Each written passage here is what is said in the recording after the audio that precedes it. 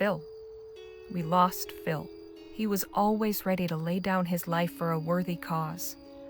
Guess saving the lives of your friends qualifies. He was a good man, and a fighter to the end. Jake's gone too. Damn him. Anyway, we finally made it. El Presidio. We were supposed to pick up Dr. Clark's trail here at the Jolly Good Club, but I'm not sure what good that will do us now. Those of us who are left. Everything's changed. There she is, El Presidio. It's grown since I was last here. Cities have a habit of doing that. Goodness, it's huge. How will we ever find what we're looking for? Shouldn't be too tough to find our way around. We just need to find a safe place to park the wagon. Oh no, this is the end of the line for me. What? Our deal was I get you to El Presidio. Here we are. Our business is concluded. Good luck finding whatever it is you're after. I'll be in town a couple more days, Nadine. Come find me when you're done. What do we do now? Suppose we should find a place to stay. We'll need to plan...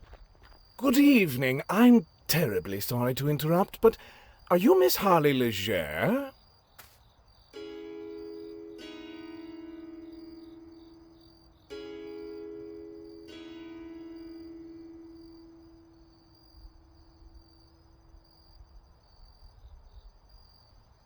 Depends who's asking. My name is Timothy King. I've been sent to welcome you to our fair city. Thanks? My employer is quite keen to meet you and your associates. There's a carriage waiting to take us to the offices of Vespuccia Petrol. Please, follow me if you would.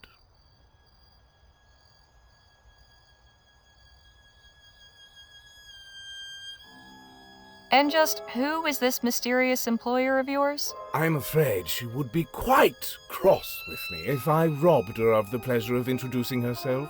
You'll soon be acquainted. Fine. Let's go then.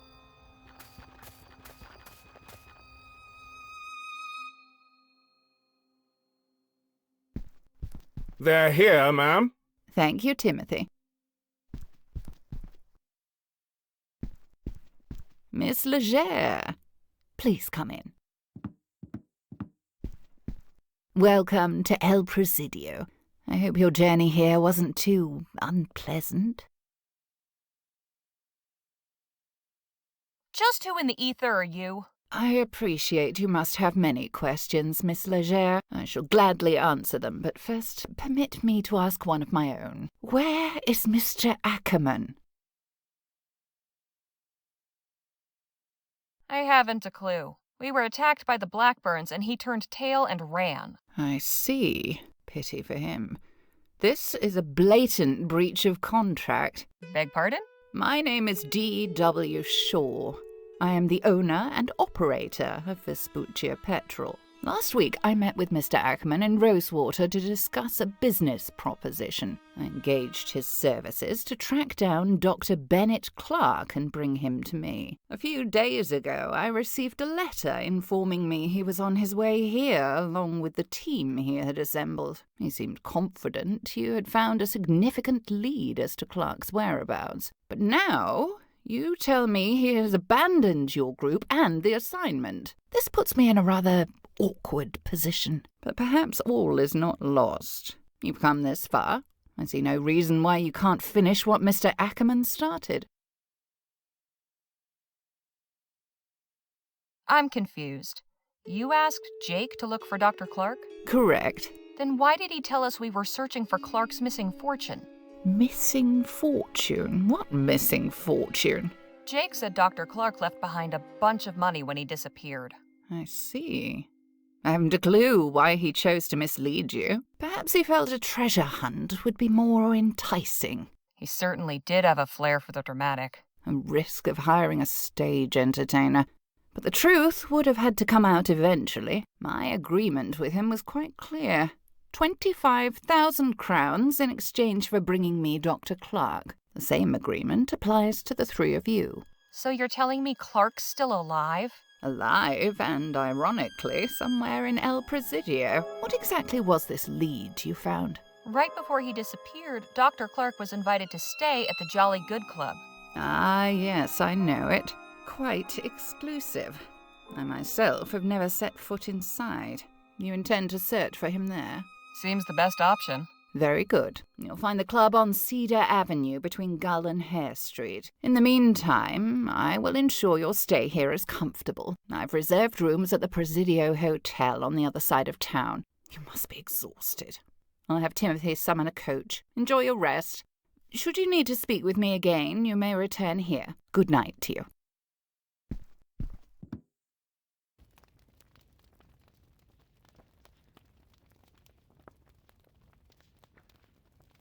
I can't remember the last time I slept in such a comfortable bed. Neither can I. So what's our plan for tonight? To see what we can find out at the Jolly Good Club.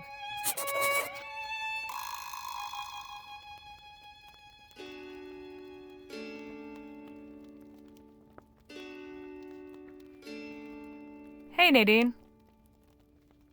What do you suppose Shaw's reason for wanting Clark is? An excellent question. My guess would be to hire him, though I've no idea for what.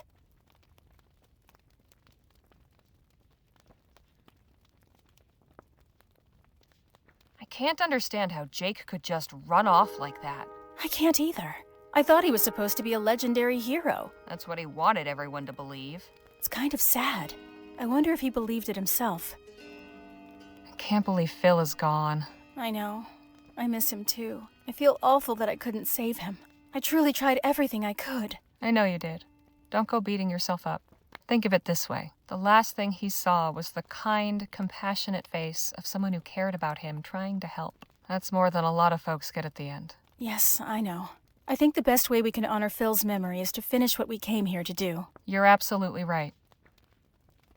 Do you suppose Miss Johnson will be okay? She's a very strong person, but she is quite expert at hiding her feelings. More gets to her than she lets on. You think? I know. You don't think she's really cold and heartless, do you? She's just careful about who she lets in. It's hard to trust when you've been burned too many times. I suppose I can relate.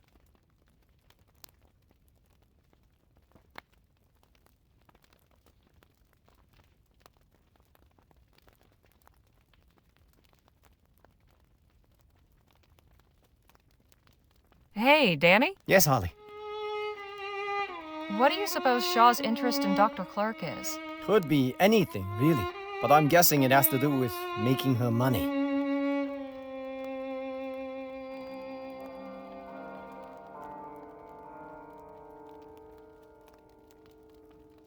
Sorry about Jake. You must be real busted up about it. I was, at first. The more I thought about it, the more I realized how obvious it should have been he was full of hot air. Having me do all the shooting, never a shred of proof to back up his stories. I thought working for him was the first stepping stone on some longer path. I thought I had so much to learn from him. Guess he taught me a lesson in the end, all right.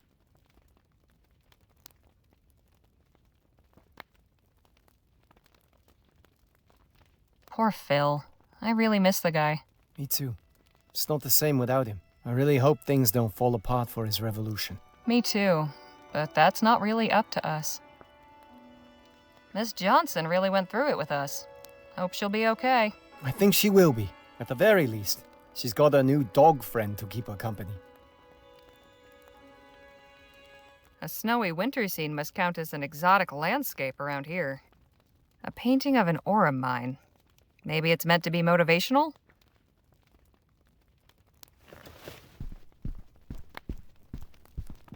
A full day's sleep did me good. A portrait of a young soldier in uniform, practically still a kid. It's a sketch of something? I can't tell what. Big family. Maybe the hotel owners? Bizarre, enormous creature. Don't know what I'd do if I met that out in the woods.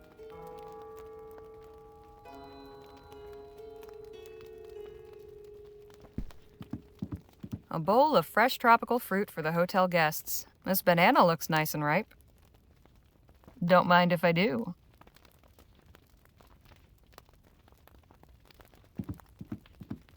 It's not that cold out, but a fire still feels nice.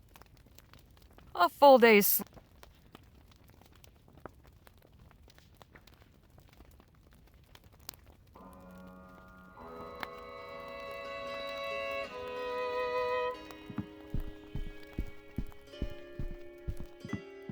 painting of a city street at night. The architecture looks more like something you'd see back east. We should get a move on.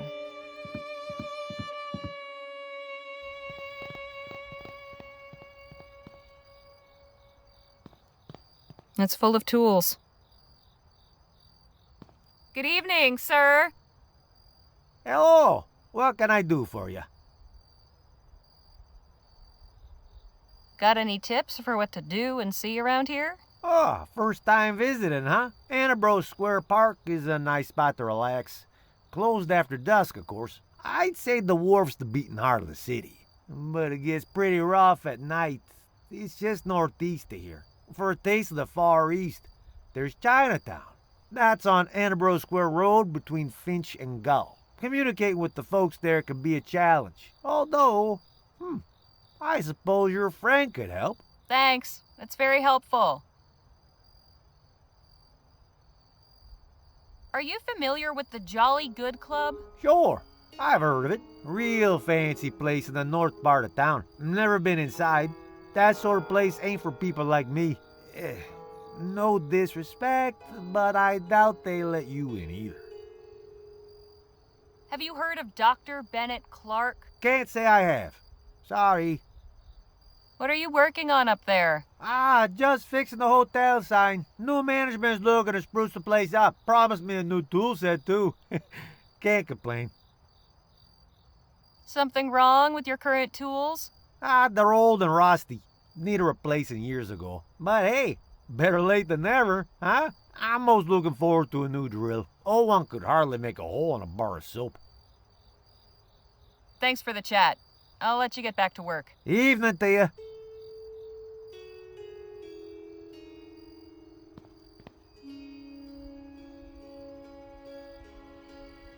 The Vespuccia Petrol Building. Shaw really does have a great view of the city, when it's not all blocked by fog, anyway.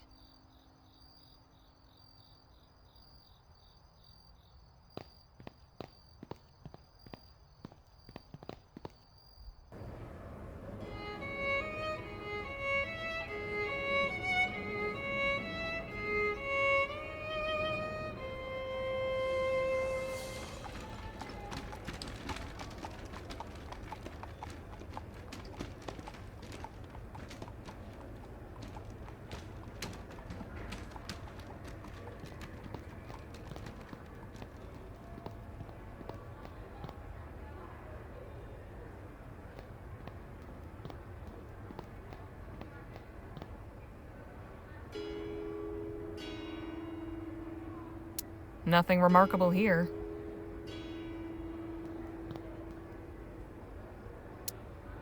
Nothing remarkable here.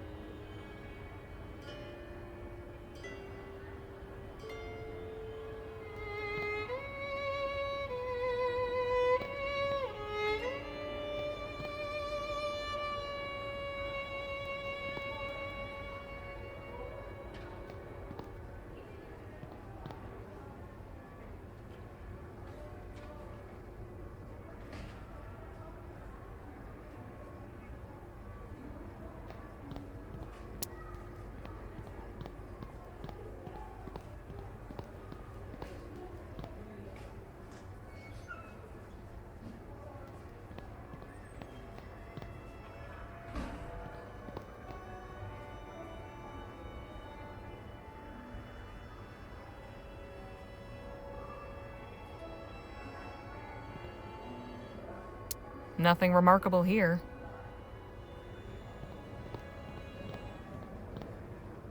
Nothing remarkable here.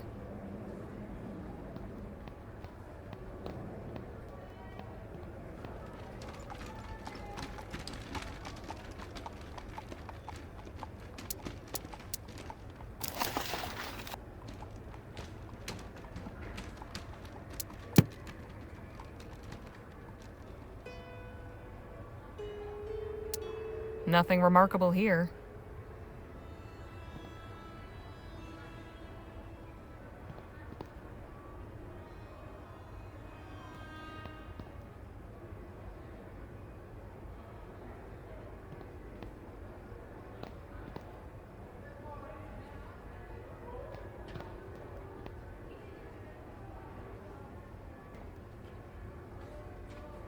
Nothing remarkable here. Nothing remarkable here.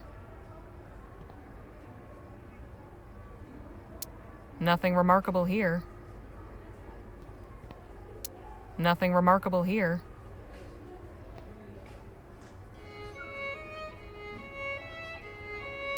Nothing remarkable here.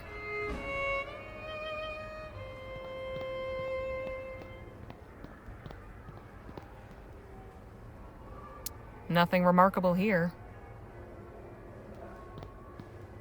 Nothing remarkable here.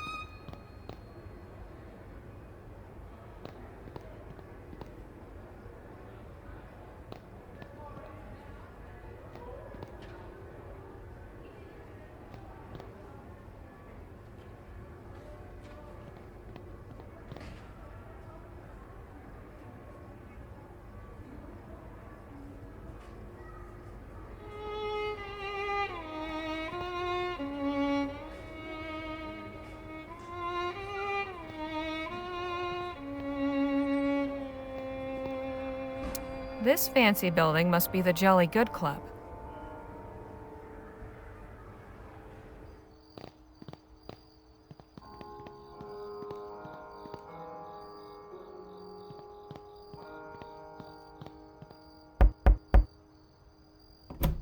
May I help you? Good evening.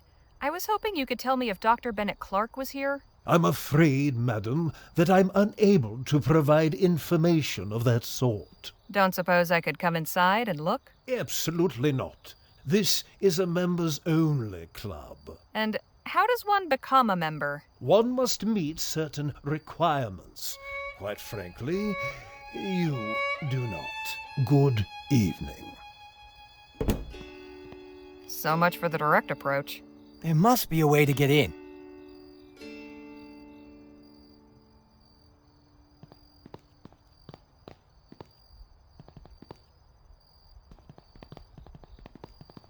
Lots going on back here. All the work is kept tucked away, out of sight of the members. One of these people might know a way to get inside the club.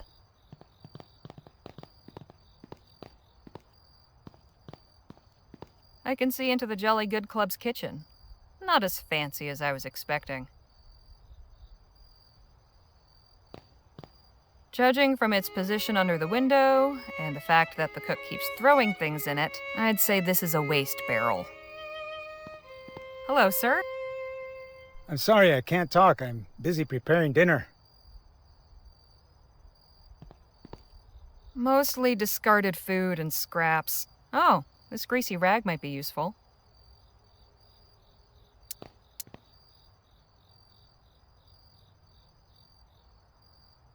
This rag is soaked in grease. Why did I think it was a good idea to carry this around?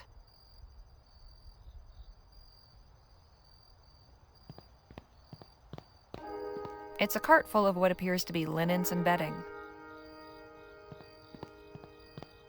Excuse me, ma'am? What you want? I was hoping to ask you some questions. No English, sorry. Danny, think you might help me out here? 你好，律师。 Oh, hello, young man. I didn't realize you were friends with this woman. Did you want something? Do you work at this club? I wash all the bedding and linens. Why do you ask? We're trying to get inside. Good luck. This club is for rich white men only. We don't want to join. We just need a quick look around. Ah, well, now that's different. I suppose I could help you with that, sneak you in through the employee door. But first, I will ask you a small favor. What do you have in mind? I have a contract with some people, and I'd like to get out of it. What sort of people? You don't live here, do you? I used to when I was younger. Then you know exactly what kind of people I mean. Right. I'm not sure what we can do, but we could try. Who's your contract with? The Society of Open Arms. And what's your name? 美惠. Okay. I'll see what we can do. Thank you, young man. Good luck. Well, She can help us, but we need to do her a favor first. We need to get to Chinatown. Enebro Square Road between Finch and Gull. I'll explain everything on the way.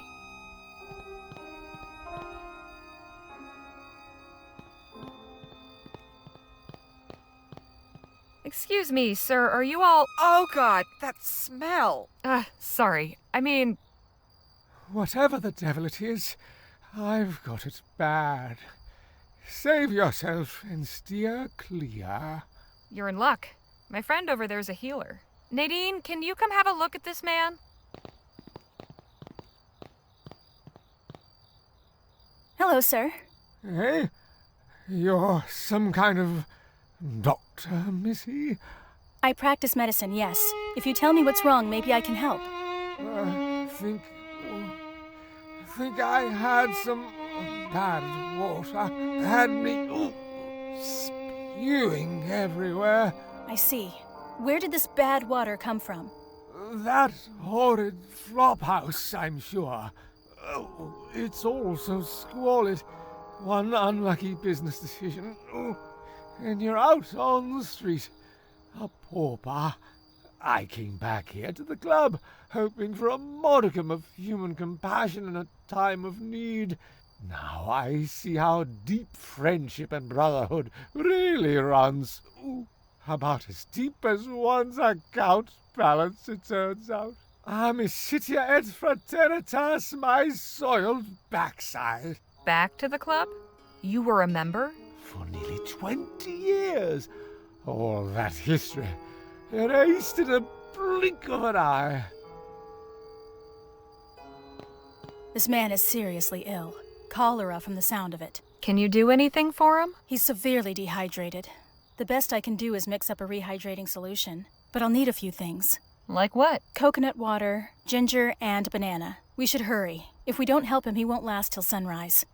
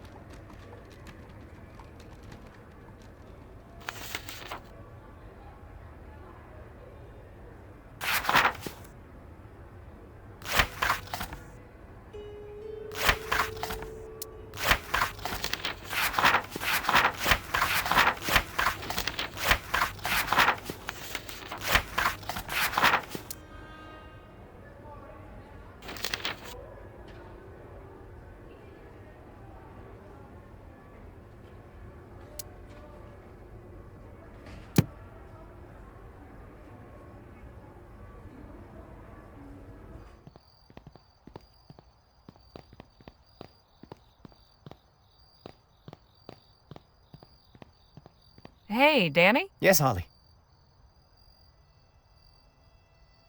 How's it feel to be back here? Hard to say. I'm glad to be back, but I'm also reminded why I left. Kind of an odd feeling.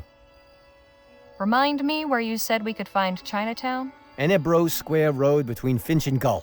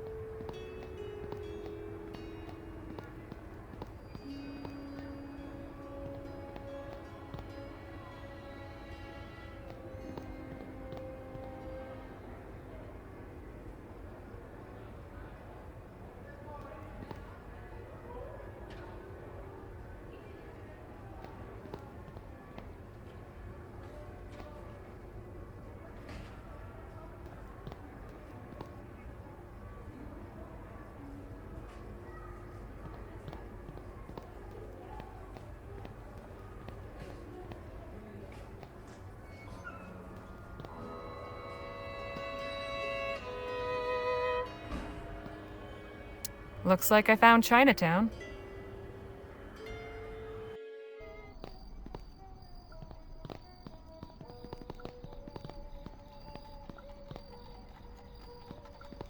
At least this one's partly in English.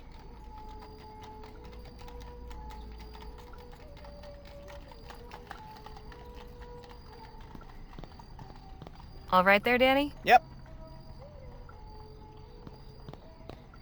Hey, Nadine. So, what do you think of El Presidio? I'm trying not to be overwhelmed. All these buildings and streets. How does anyone find their way around? It's unlike anything I've seen before. I'm glad I got the chance to visit. Tell me again what ingredients you need to make your rehydration solution. Of course, I still need coconut water, ginger, a banana.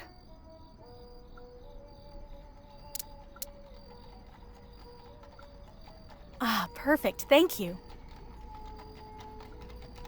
Excuse me? Wait your turn. Can't you see I'm helping someone already? Yes, but I only wanted to know if you sell ginger. Ginger? Yes. 1 crown. But I'm busy right now. You'll have to get it yourself. In the cabinet behind you. Check the list. On the shelf. I'm guessing this is where all the medicines and herbs are stored.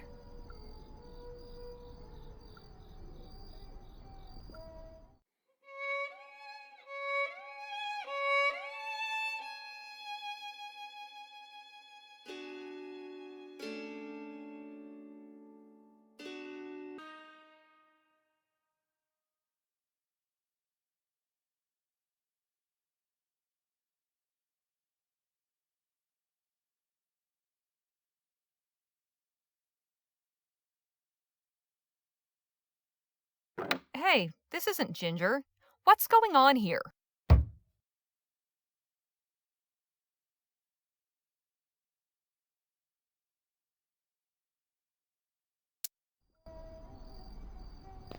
I looked in the drawer the ginger's supposed to be in, but it's not there. Must be my stupid assistant mixing things up again. He's not so good at telling letters and numbers apart.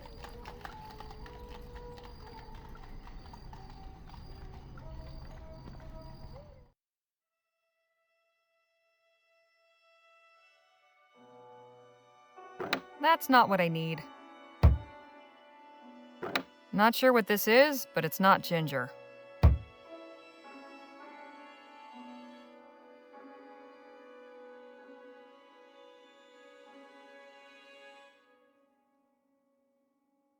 Not sure what this is.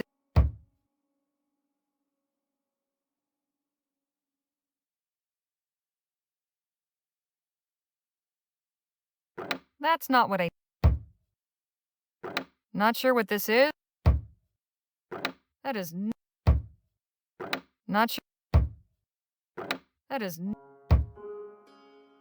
That's not what... That's not... Not sure what... It's unmarked. Not sure what... That's not what... That is not sure what... That's not what I need. That is not... That's not what... Aha! Here's the ginger.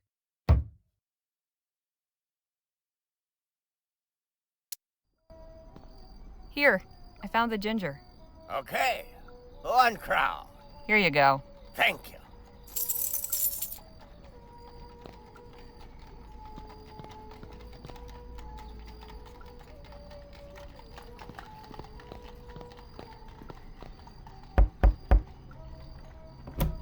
Yeah, what is it?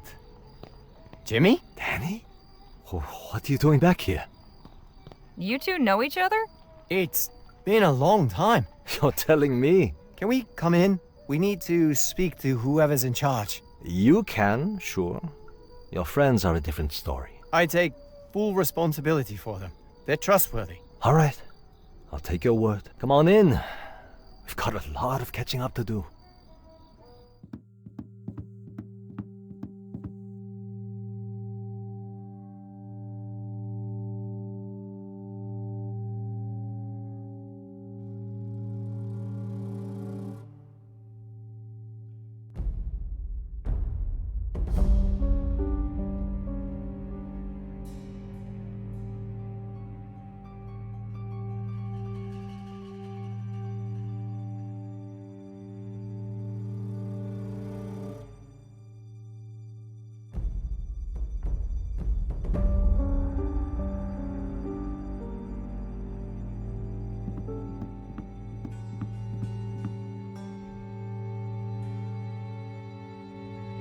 These look valuable, probably why they're kept so high up. Very colorful decorations they've got. Looks like an intense game. What's that banner say, Danny? Secrets are kept within these 4 walls. Here, we value the ability to mind one's own business. A painting of a Chinese landscape.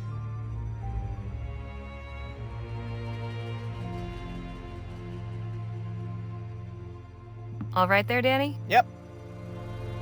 Pardon me, could we have a word? Sure. Give us a minute, Danny.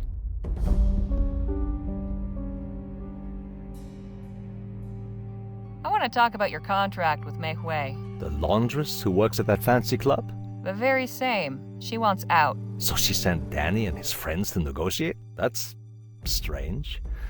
You make a deal with her or something?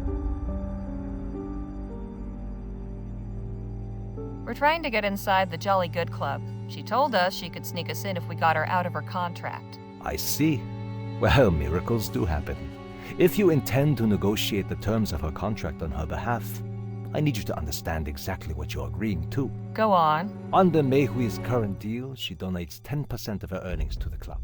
In exchange, she gets certain benefits. She's already requested to be released from her contract. Okay, we said.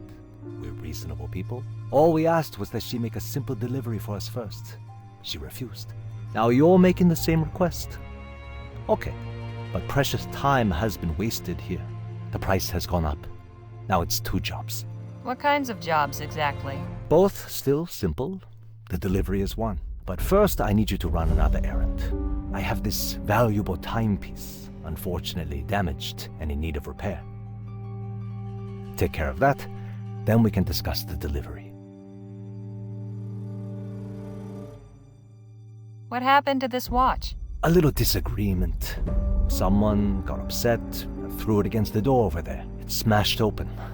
I collected all the pieces I could.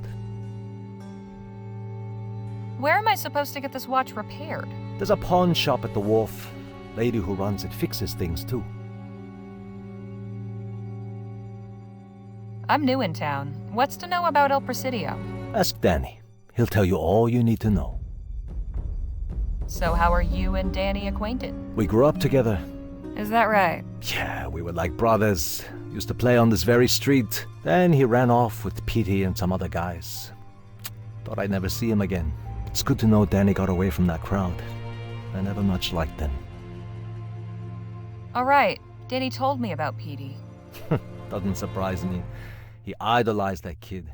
Did he say if anything happened to him? Yeah, he was killed in a botched robbery. Figures.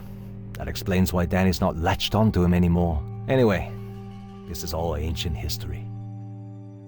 What exactly is this place? It's the Society of Open Arms, a social club, a place for our community to gather. We take care of our own here. And what's your job here? Jimmy, was it? Yeah, that's right. I do lots of things. Mostly I make sure everybody feels safe. Anything my boss asks me to do, I take care of. Your boss, huh? Who might that be? Nobody you need to be concerned about. You got any questions or business affairs, you talk to me. Okay, thanks for answering my questions. My pleasure. All right there, Danny? Yep.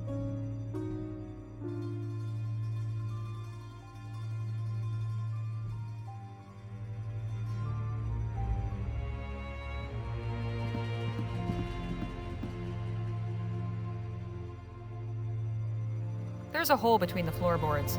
It seems to be full of mouse poop. Yuck.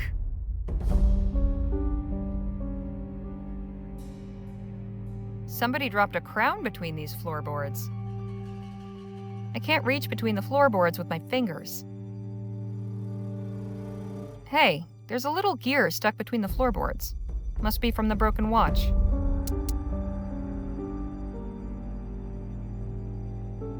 No good.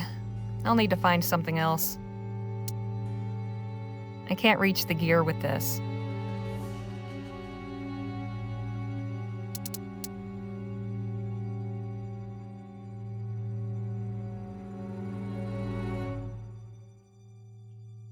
Fresh ginger. This rag is soaked in grease. Why did I think it was a good idea to carry this around?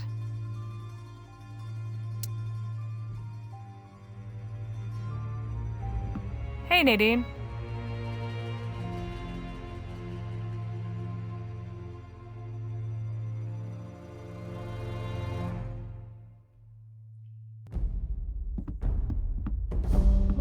I've got nothing to ask right now.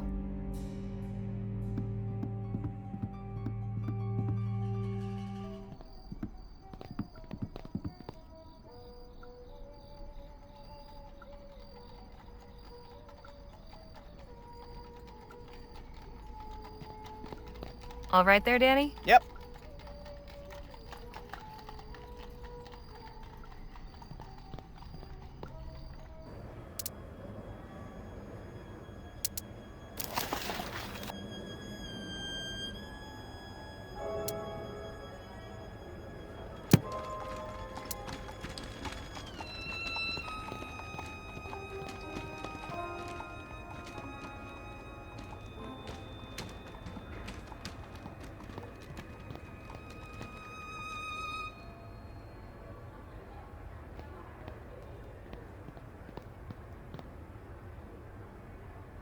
Nothing remarkable here.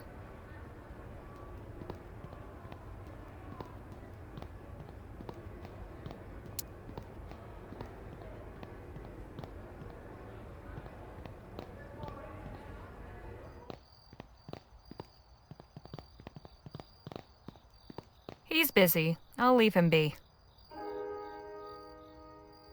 It's full of tools. You see the drill the repairman mentioned. Would you mind if I took your old drill? Nah, be my guest. It's badly rusted, though. Doubt you'll get much use out of it.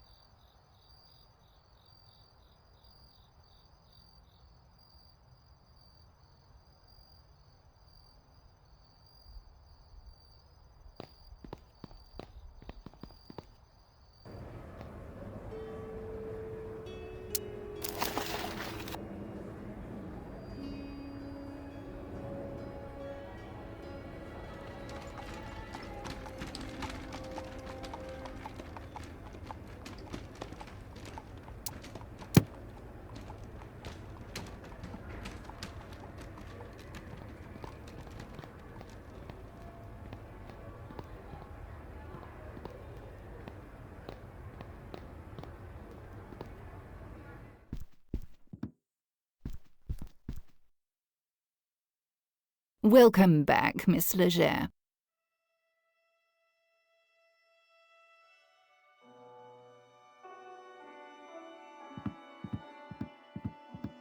A bunch of oil rigs in the desert.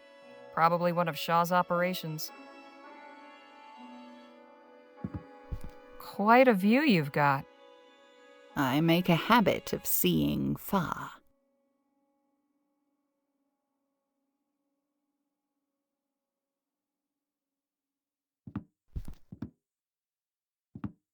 Interesting rock. It's a lodestone, highly magnetic. You have to imagine the invisible lines of power radiating out all around it. Would you mind if I borrowed your lodestone? I'll trust it's for a good purpose. Just be sure to return it. I promise I'll hand it back to you, along with Dr. Clark. Mrs. Shaw? Yes, Miss Leger.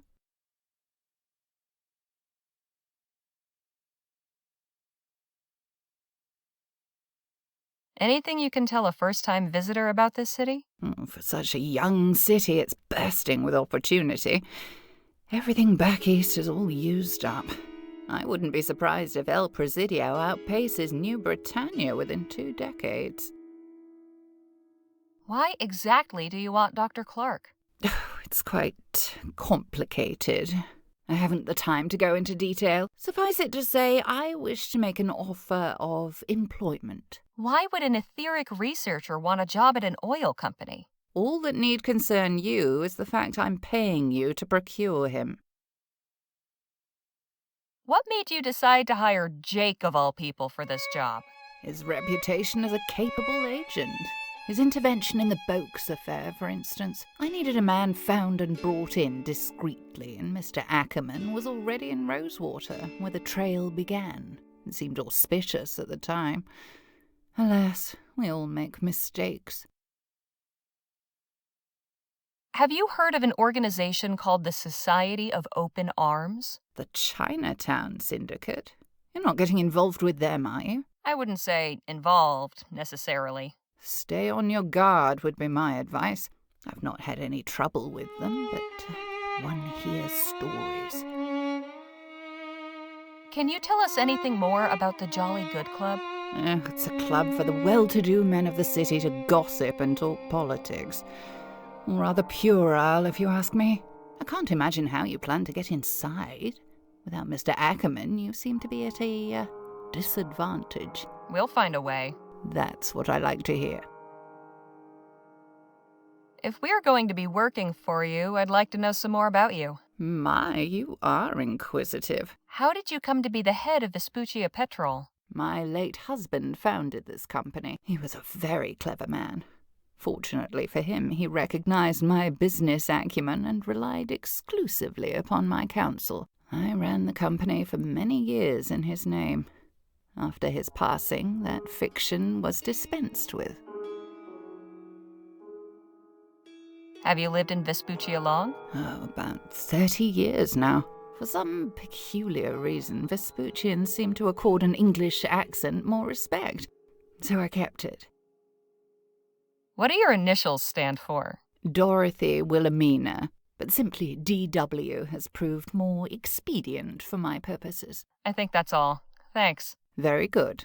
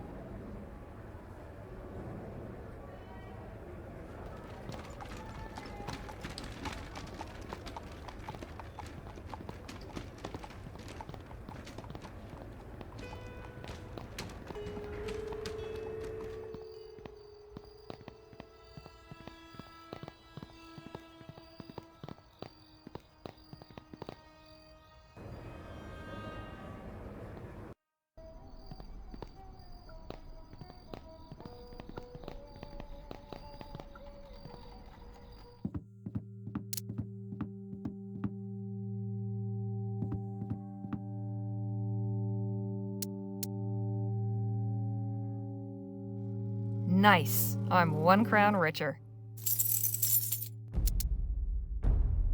Carefully now. Got it. I'll put it with the other loose gears.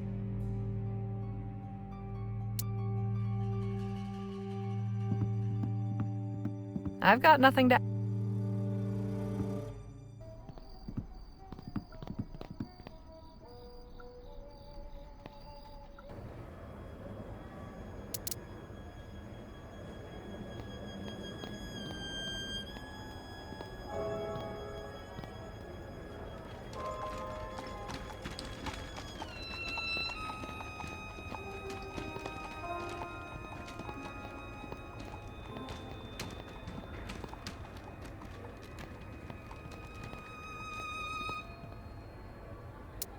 Nothing remarkable here.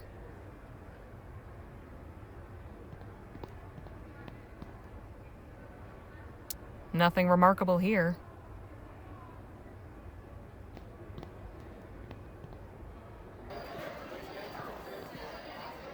Goodness, this place is bustling.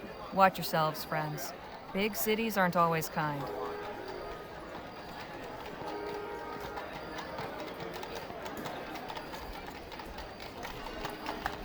They're giving those documents some serious contemplation. These two are engaged in some highly emotional quarrel.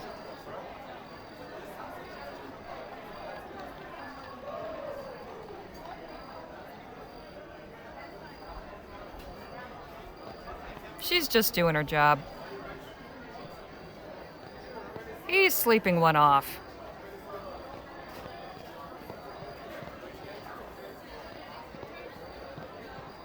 Hard to tell which is more the ass.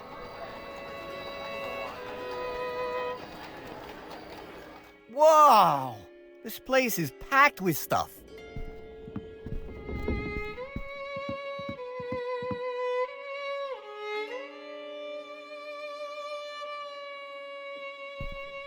Seems there wasn't enough wall space for these. Lots of different types of lamps. Cheap art, the kind you'd expect to see, well, in a pawn shop. Everything you'd need to start your own farm. These look expensive. Probably not the wisest idea to keep them so close to the door. A collection of rather creepy dolls. I hate the way their eyes seem to follow me. A bunch of seafarers' trinkets. Captain Boylan would love these. An authentic bone china tea set. Hate to see the price tag.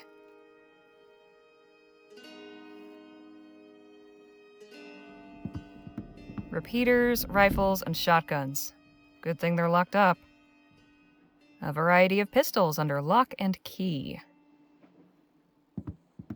It's just not the same without our star guitar player. Do you seek work? Find your way. Approach a laborer and say, I am a stranger. Curious. It's way too faded to read.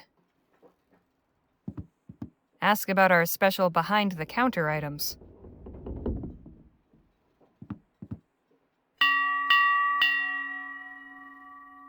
Yes, can I help you?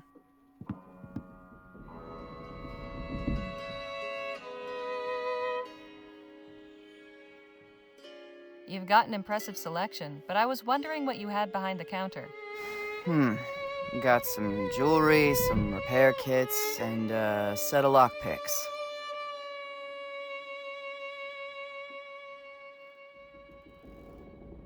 I was wondering if you could have a look at this watch. It needs repair.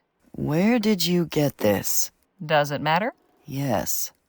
I've seen this watch before. Someone from the Tong gave it to you, didn't they? The what? That place in Chinatown, the Open Arms Society, or whatever they call themselves. I already told them I wasn't interested in their business. They can send as many proxies as they like. It's not gonna change my mind. So you won't fix this watch? Nope. So what am I supposed to do? My advice would be to stop dealing with those people. But if you're hell-bent, I could sell you a repair kit and you can do it yourself. All right, how much for the repair kit? You're gonna do it, huh? 4 crowns. Your funeral.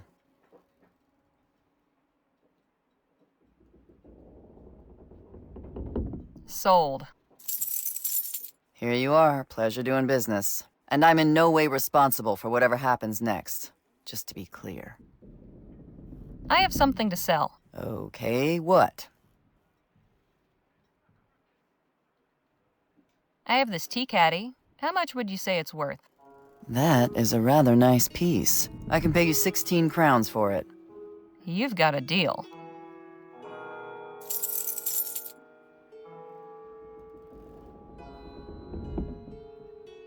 I have something to sell. Okay, what? What will you give me for this ancient arrowhead? Depends. Where did it come from? It was buried in the desert near Rosewater. Well, I don't know how ancient it is. 20 crowns. And that's generous. I'll take it.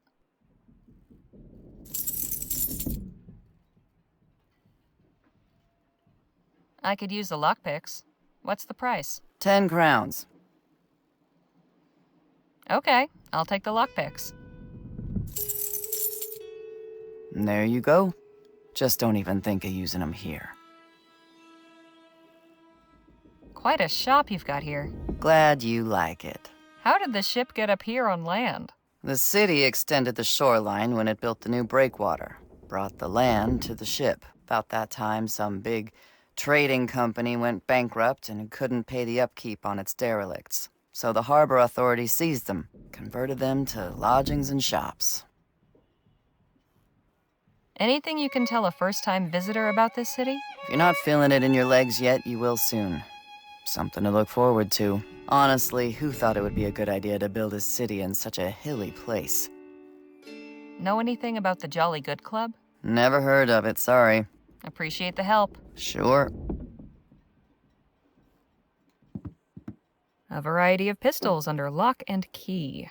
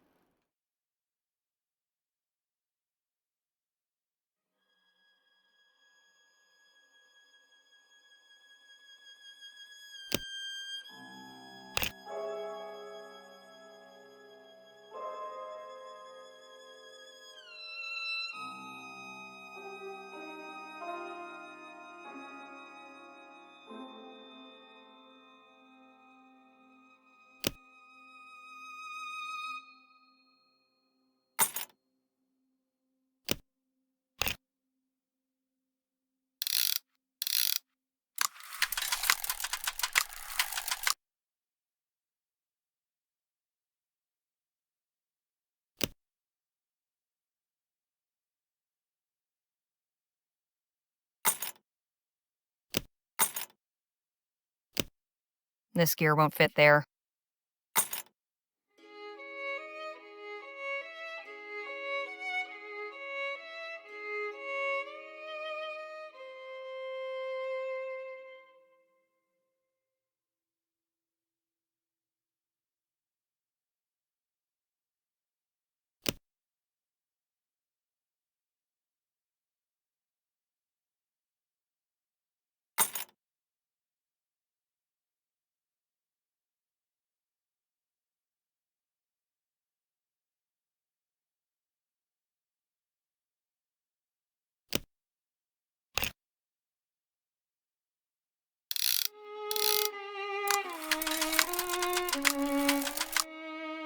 Think this is the main gear controlling the mechanism.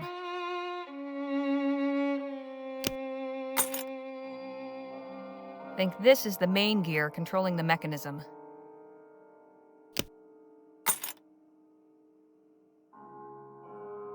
Think this is the main...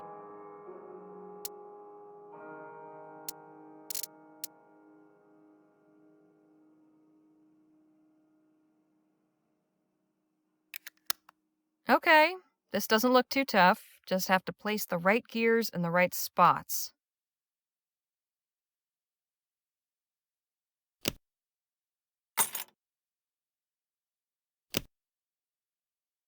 This gear won't fit there.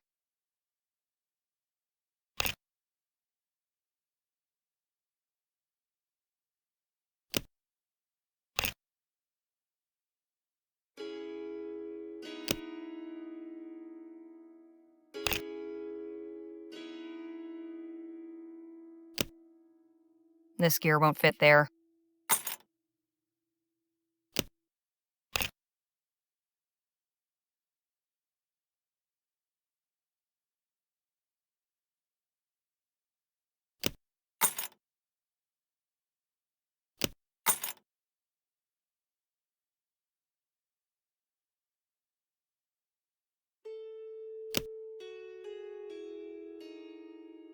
This gear won't fit there.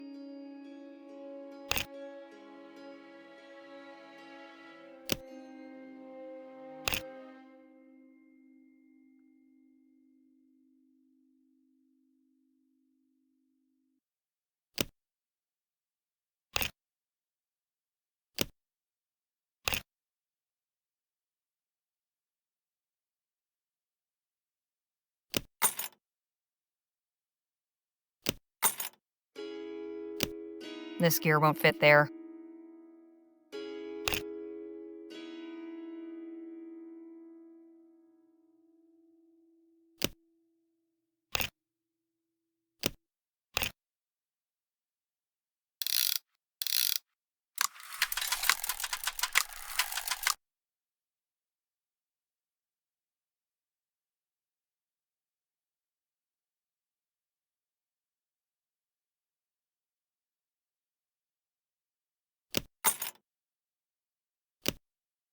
This gear won't fit there.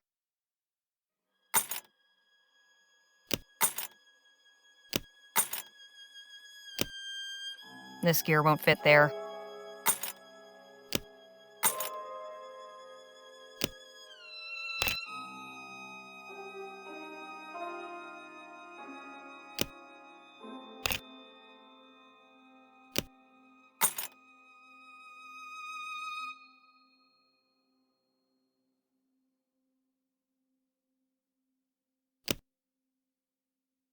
This gear won't fit there.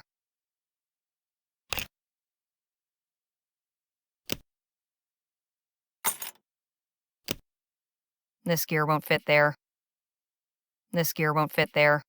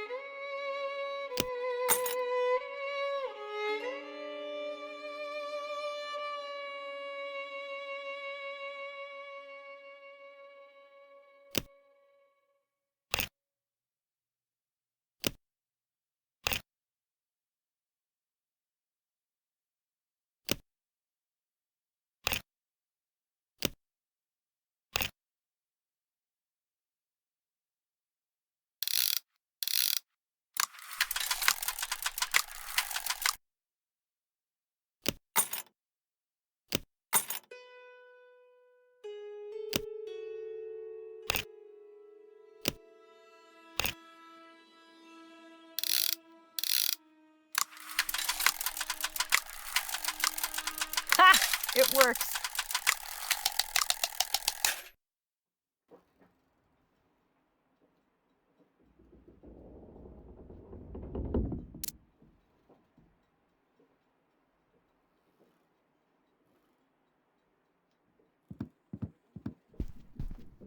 Ah, perfect. Thank you.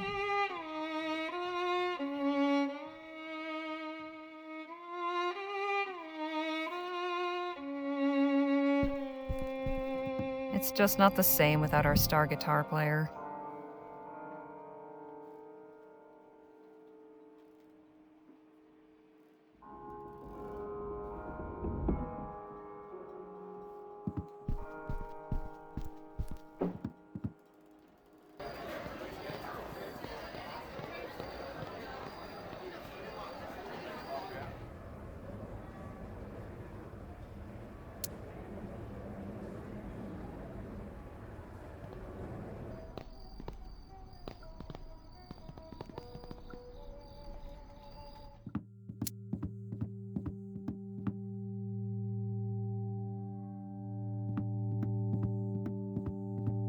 I got your watch fixed. Good job. Wait here a minute. Feeling back at home yet? More than I'd like to, frankly. Here you are. Deliver this to the building at Gull Street between Harbor and Iglesia. Do not open this box under any circumstances. Understand? Yes, sir. Come back here once you've finished. And remember, time is of the essence. Don't dawdle.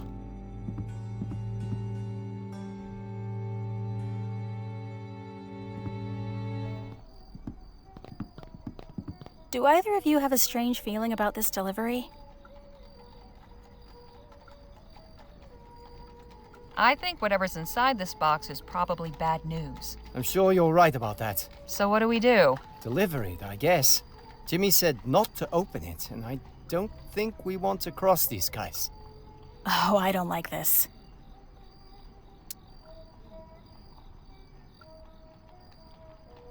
We've been asked to deliver this box to someplace on Gull Street between Harbor and Iglesia. I hear ticking. Must be the pocket watch.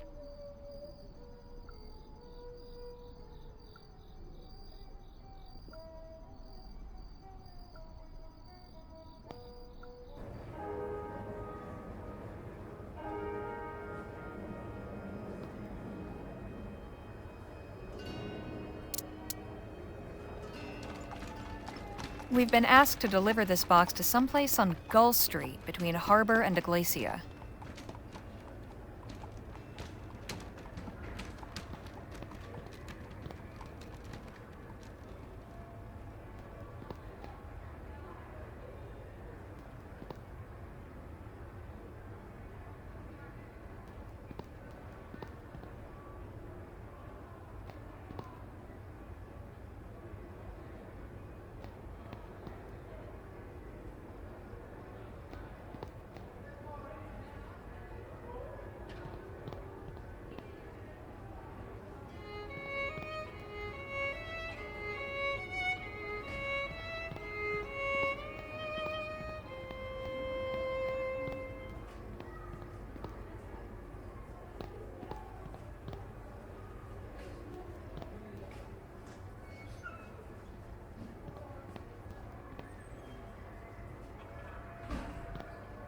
Well now, what have we here?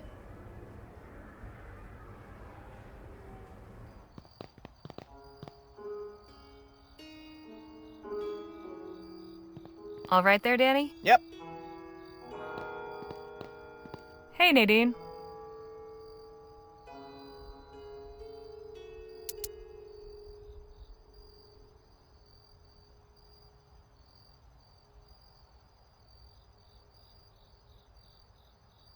I hear ticking. Must be the pocket watch.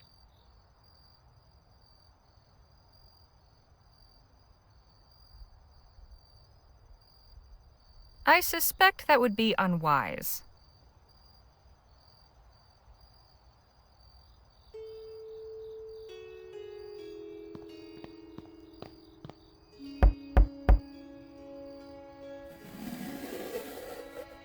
Yes?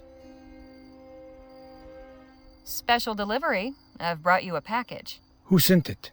No return address. We're just the messengers. Odd. Leave it on top of the crate to your left.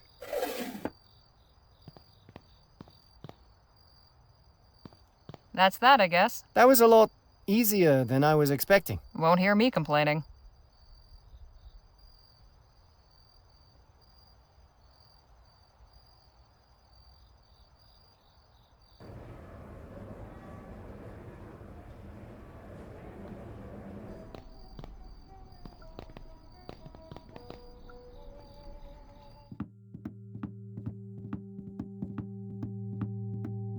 Pardon me, could we have a word? Sure. Give us a minute, Danny. We delivered the package. Excellent.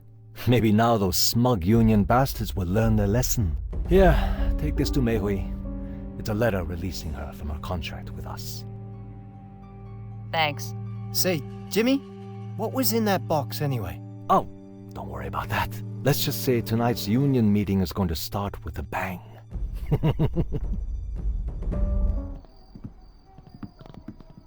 I knew there was something suspicious about that package. Sounds like we just delivered the labor union a bomb. Let's get back there and warn them before it's too late.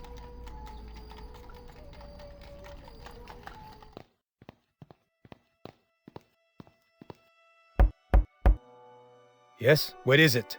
That box you just got? You need to get rid of it. It's dangerous. What? Throw it in the bay or off a cliff or something. Whatever you do, don't open it. Just who are you, anyway? A concerned citizen. Trust me on this, okay? Well, thanks for the warning. You think they'll listen? Let's make tracks in case they don't.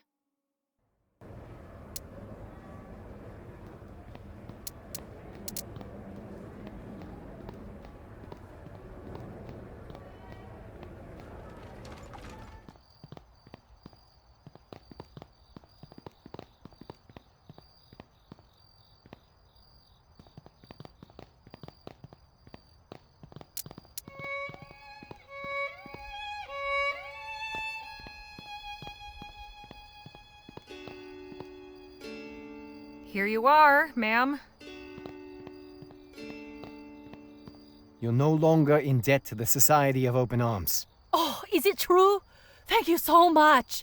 I had a feeling I could count on you. So, about getting inside? Yes, of course. I can sneak you in on my laundry cart. But it's not big enough to fit all three of you. I think my friend Harley will be the one going in then. Yeah. Fine. I take her through the door that leads to the club library. I think there's a presentation tonight, so most of the men will be distracted. Your friend should be able to sneak around undisturbed. But make sure she doesn't get caught. And if she does, you never met me. Understood. Thanks for your help, ma'am. Okay, Harley, you're going in. Just climb inside the laundry cart. This had better be worth it.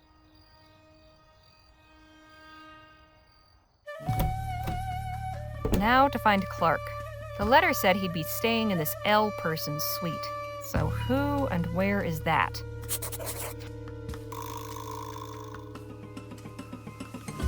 Volumes and volumes of books. Nothing particularly noteworthy, though. This club's membership has felled many an antlered beast. Display cases with different exhibits.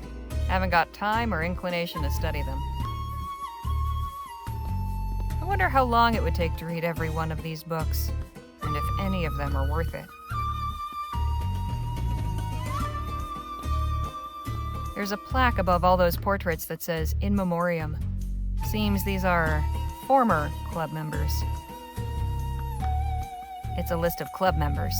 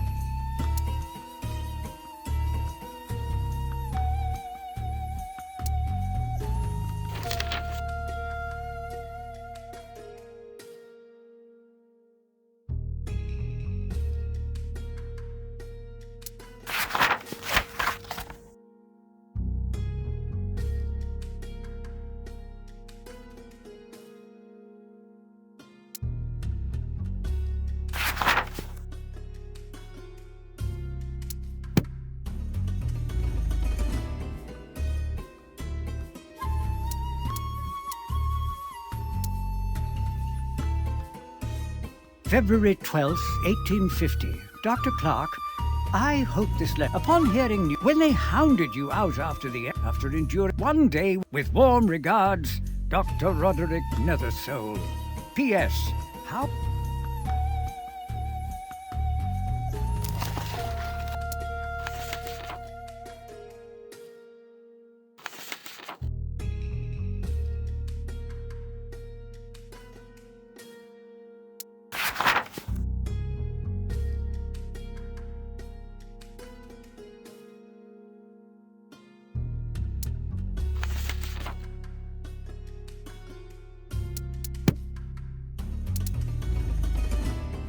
February 9th, 1850. Clark, I have a business proposal.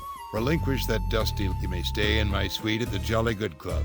My Orem Star membership and military rank afford me certain privilege. You will be furnished. It's signed L. P.S. You needn't have any concern for your valuables, as there is ample secure storage in the room.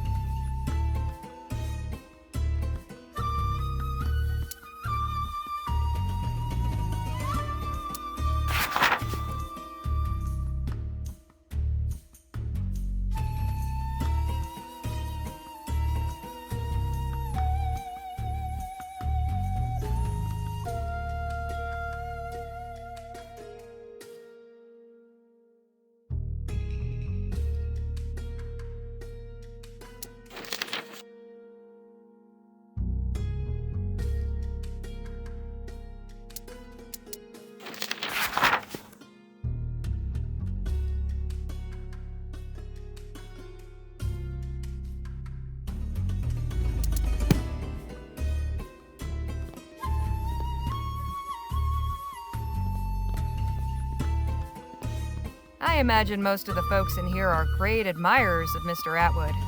After all, he always did make a point of standing up for the great big rich guy.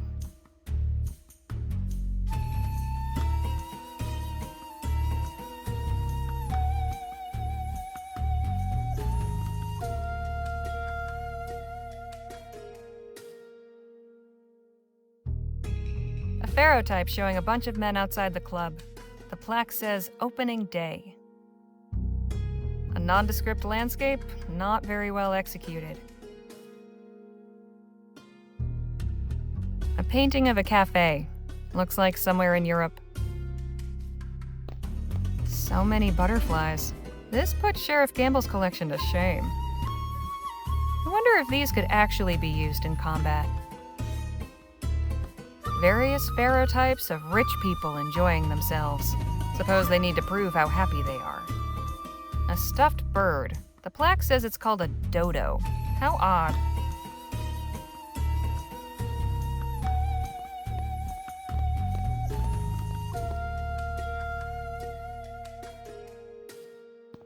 There's a plaque above all those portraits that says, "In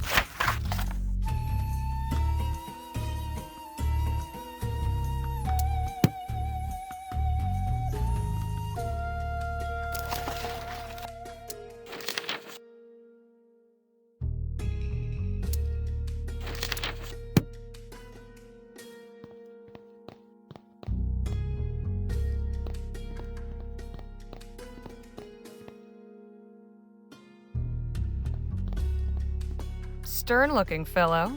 He's got a medal on his chest with 4 stars on it. General Lancaster Bevins, 1770 to 1832.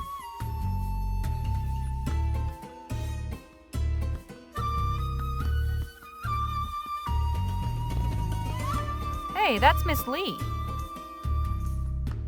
As you see, gentlemen, my analysis was correct.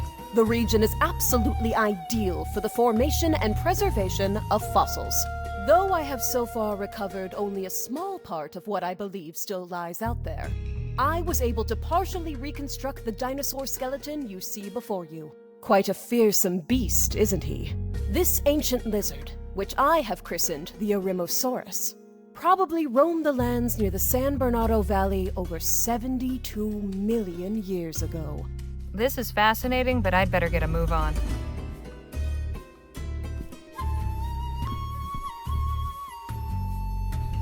Bat. Mrs. Edgar Whitmire. I bet she's never set foot in this place either. Ham.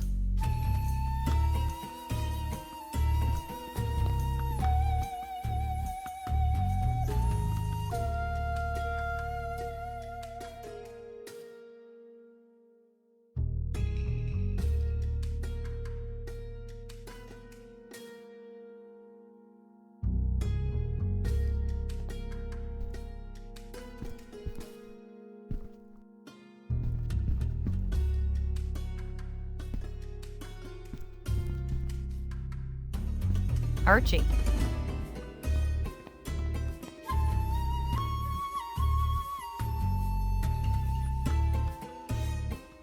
He's wearing a medal shaped like a leaf. Why is that man pointing at a skull? Does he think it makes him look mysterious? Jovial-looking fellow. Either that or he's got a secret.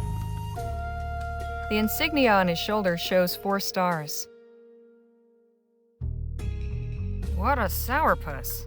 I don't think I'd like to get on his bad side.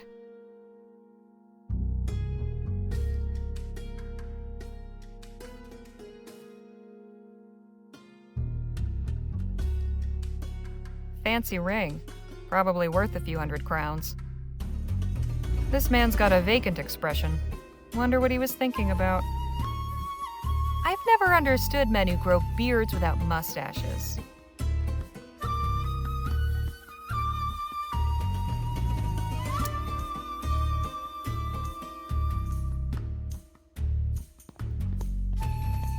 Kit.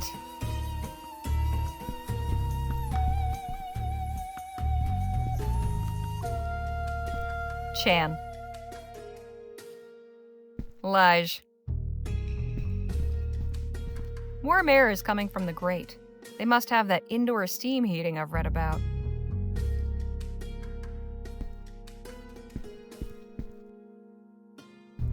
Willie.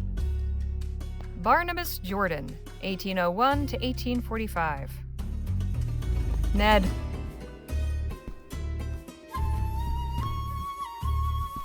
Finney. Cy. We've only been in El Presidio 1 day and I already miss the country.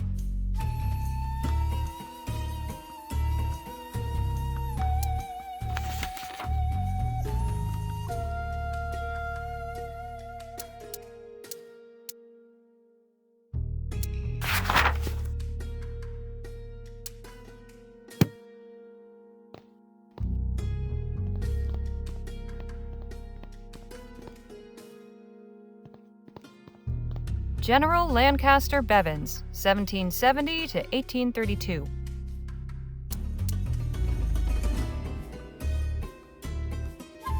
It's addressed to the Widow Bonelli.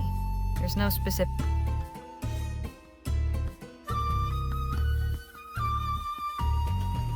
It's addressed to the Widow Bonelli. There's no specific address. It just says El Presidio.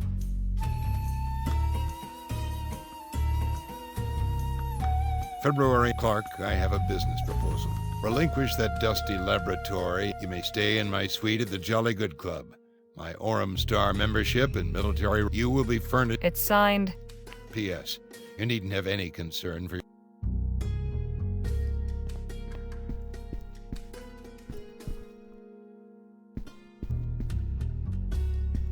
Bat. Ham.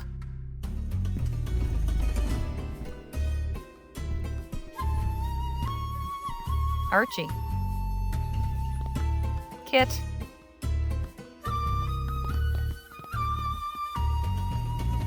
The insignia on his shoulder shows 4 stars.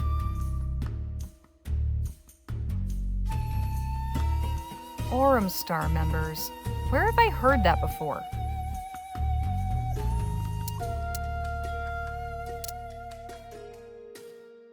February 9th, 18. Clark, I have a bit. You may stay in my suite at the Jolly Good Club. My Orem Star membership and military rank afford me certain privileges. You will be furnished with the comforts owing to a man of your intellect and accomplishments. It's signed L. P.S. You needn't have any concern for your valuables, as there is ample secure storage in the room.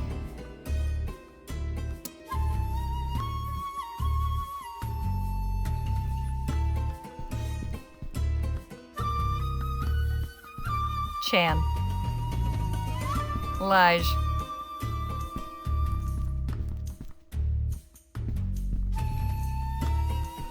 Willie.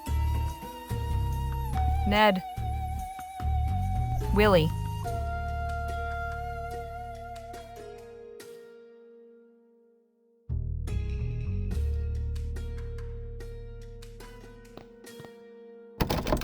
Locked, of course, but these are the simplest door locks I've ever seen.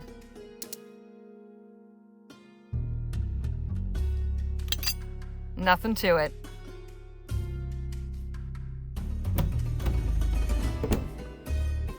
This must be Laporte's room, and there's the safe. Can't believe I've been wearing the same clothes nearly 2 weeks now.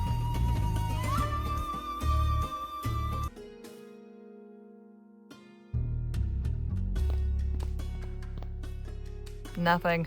This desk hasn't been used in a while.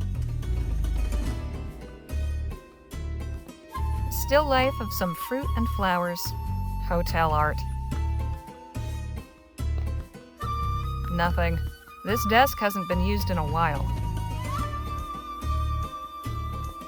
It's still early in the evening. I hope we can locate Clark before morning. I found a crumpled note. Better take it. General Laporte, as per your request, we have provided your suite with a safe. The combination is 12 right, 9 left, 5 right.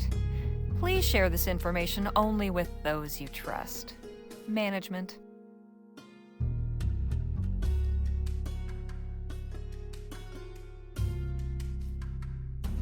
General Laporte, as per your request, we have provided your suite with a safe. The combination is 12 right, 9 left.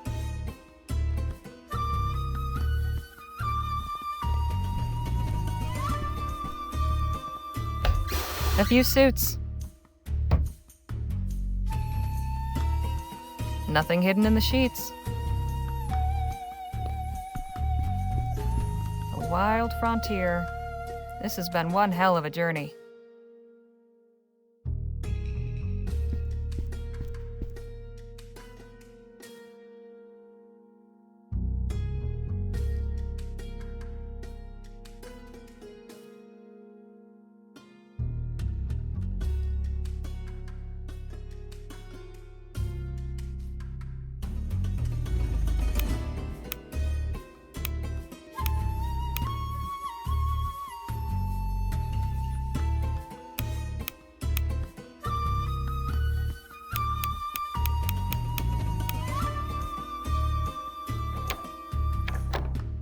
damn. All right, let's see what we've got here. Some kind of wooden card? Better hang on to it. And another journal, but not Clark's. Uh-oh, sounds like the presentation's wrapping up. I'd better make myself scarce.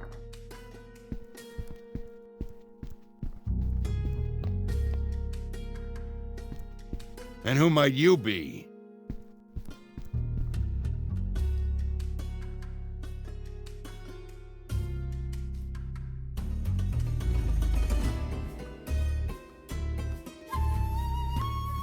Me?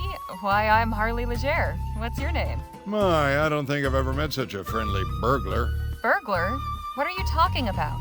This is a members-only club, and you clearly aren't a member. Therefore, I can only assume that you must have broken in. Your intent was to steal something, I suppose?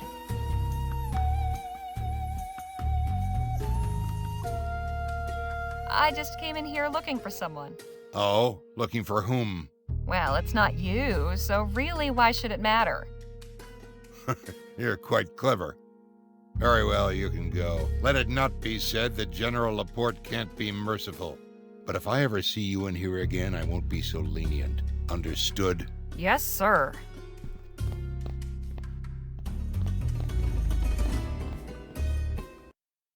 Were you successful? I think so, but let's get out of here. Now, let's see what's in this diary I found.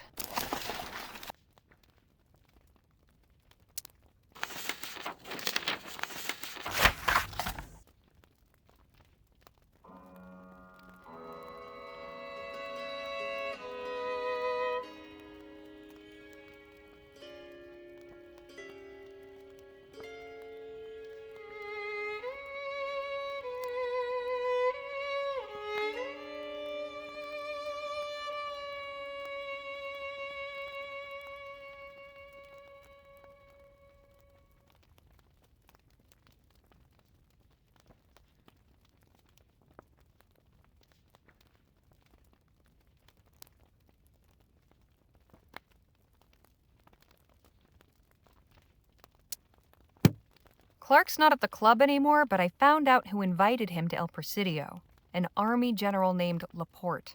He's got Clark on Gannett Island working on some secret operation called Project Rosewater. Project Rosewater? No idea what it is, but it's the whole reason Laporte brought Clark here. Wait a minute. Remember those crates on the army supply wagon? The ones marked Rosewater? They weren't going to the town of Rosewater. They must have been coming here for Project Rosewater. Of course. Fort Beaumont was just a waypoint. It sure seemed like a lot of stuff for one little outpost in the middle of nowhere. So, the night deliveries, the Orem boss. Something big is going on here. We need to have a talk with Shaw.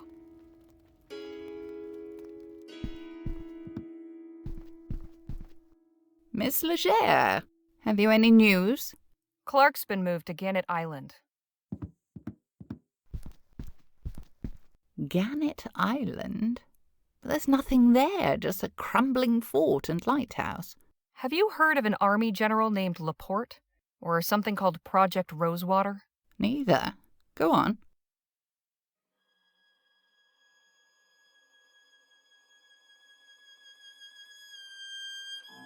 Then does that mean you're not aware what sort of trouble you're stirring up? This quest has run us afoul of some very dangerous people.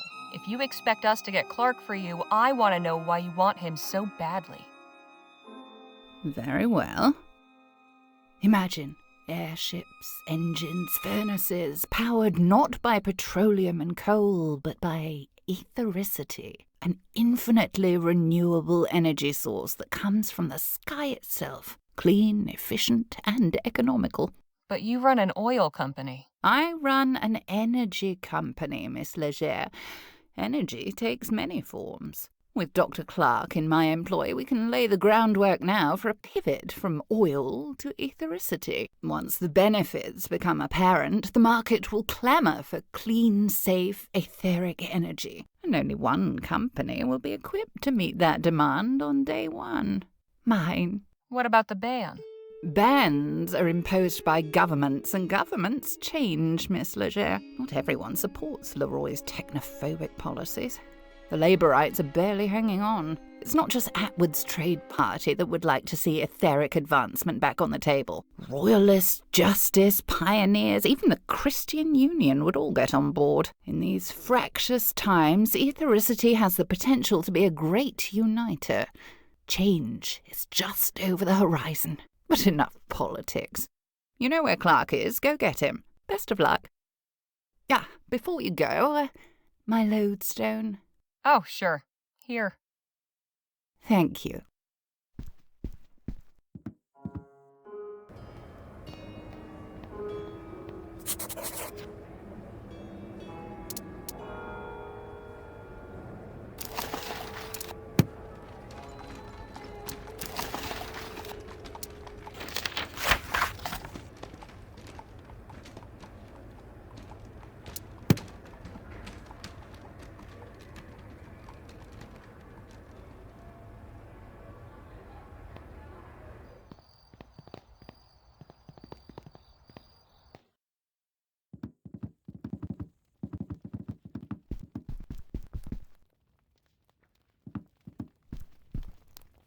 Hey, Nadine. All right there, Danny? Yep.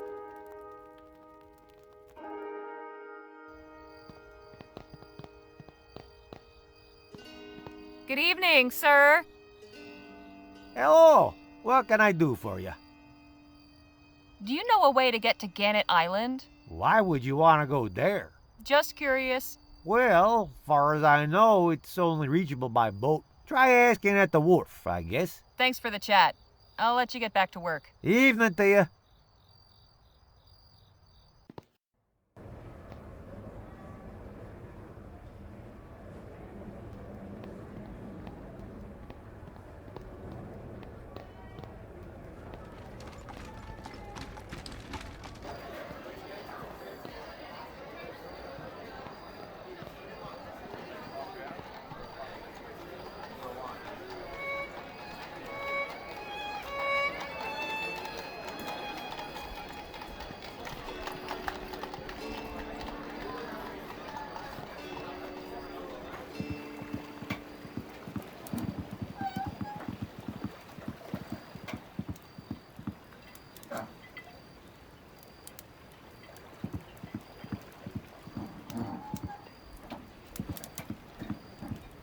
Good evening. Evening to you.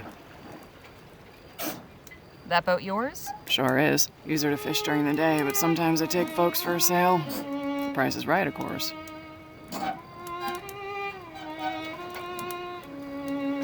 And what is the right price for a ride? Depends. A cruise around the bay will run you 20 crowns a head. If you had something specific in mind, we can negotiate. How much to go to Gannett Island? Oh, hell. There's no amount of money could get me to set foot on that island. Why not? It's cursed. Haunted by demonic spirits. Come on, really?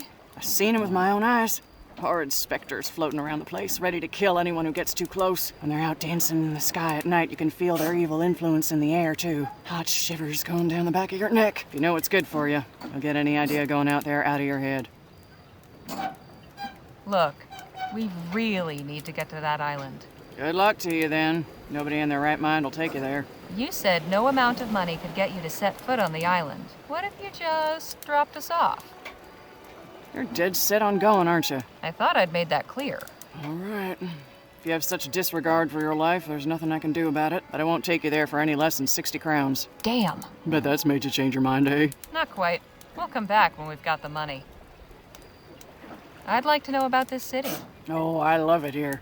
There's a reason they call it the mouth of the West. We get all kinds coming through here from other provinces and other nations. El Presidio's been growing like crazy. Can't wait to see where it goes.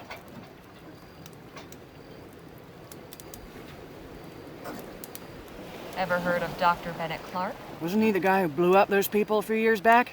Yes, I suppose he was. That's all I know about him. Sorry. Thanks for the chat. Have a good night. See you around.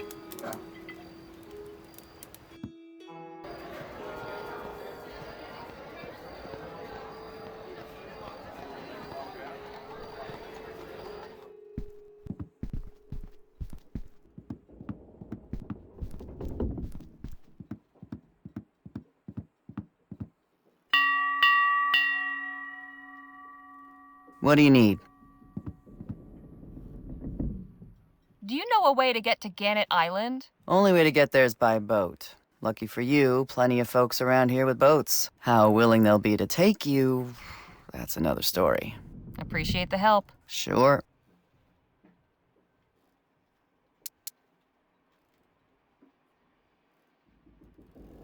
A strange wooden card lined with metal.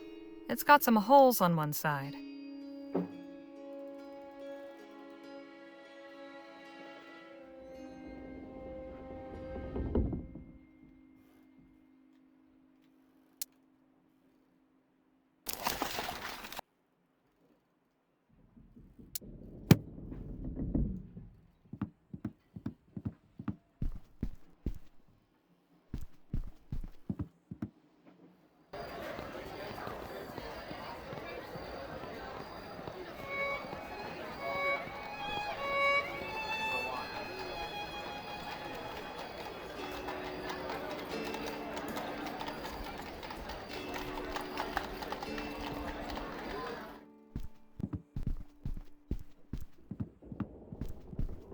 Hey, Nadine.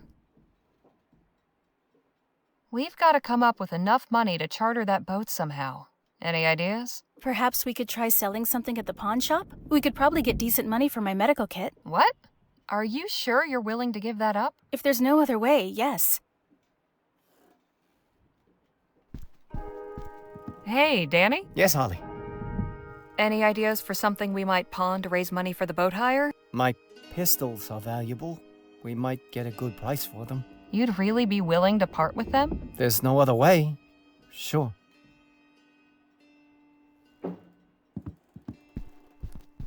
Hey, Nadine.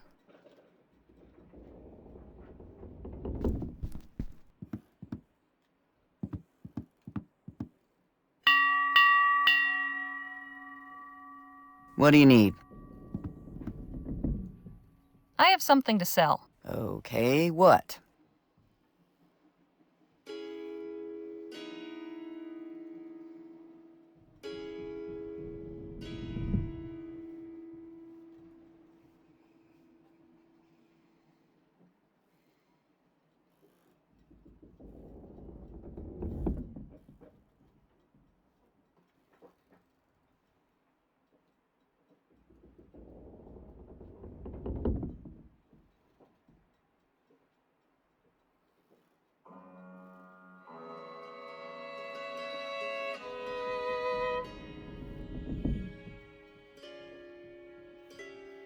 My doctor friend has a case with some medical supplies she'd like to sell.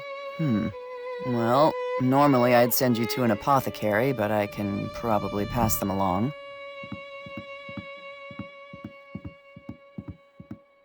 I can do 80 crowns. That'll do.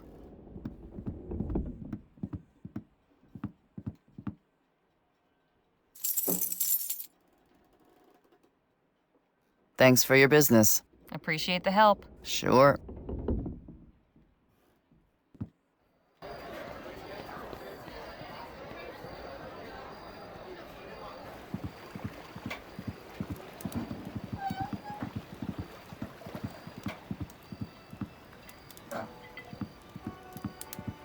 Good evening. Evening to you. You drive a hard bargain, but we're not giving up. Here's the money.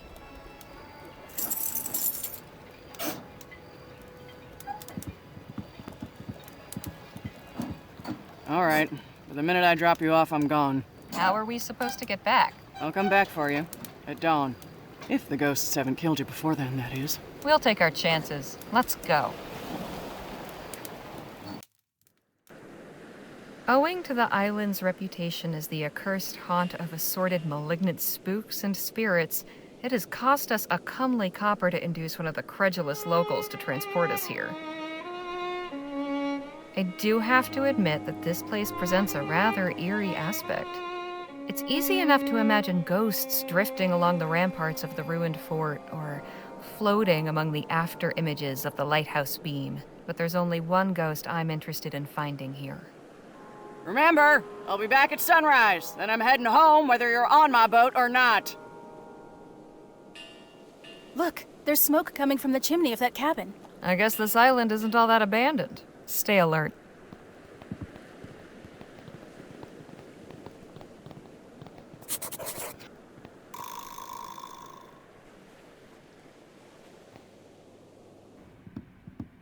Hello?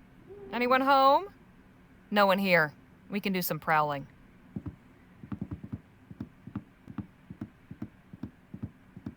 Whoever's staying in here must believe the stories about the island being haunted.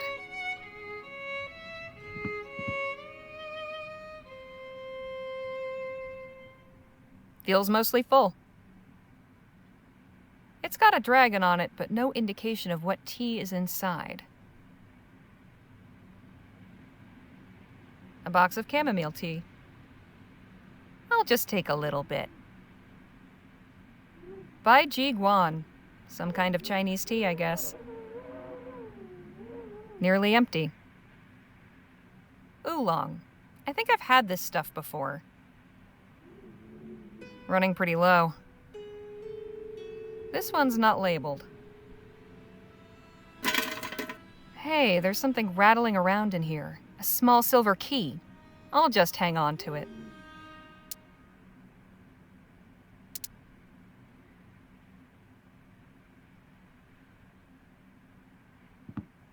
Feel like I could lie down and sleep for weeks. Maybe I will when we're through. It's getting late. I hope we can make that dawn rendezvous.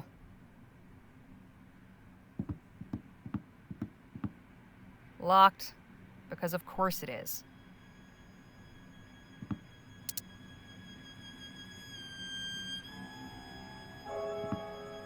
Here we are. It's empty, except for a couple of bullets. I'll take those.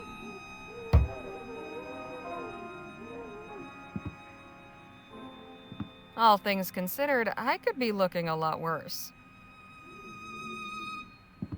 It's keeping this place nice and warm. A spare lantern.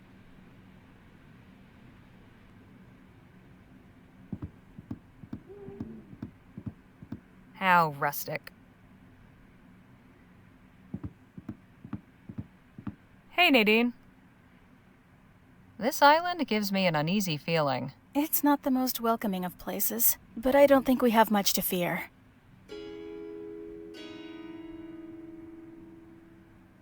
Hey, Danny? Yes, Holly. Pretty spooky place, this island. I'll say. I can see why people think it's haunted. You don't believe in ghosts, do you? I don't know, but we should be careful.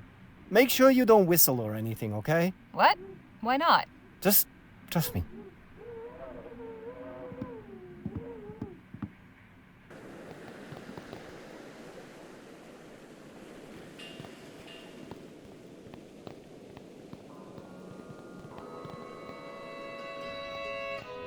Shh.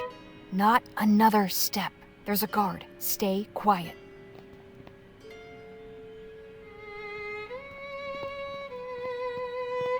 Odd device.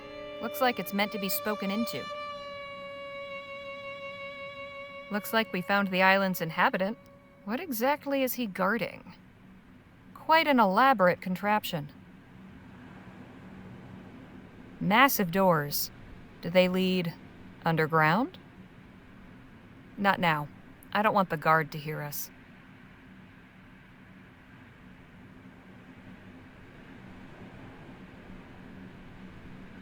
The guard keeps drinking from this cup.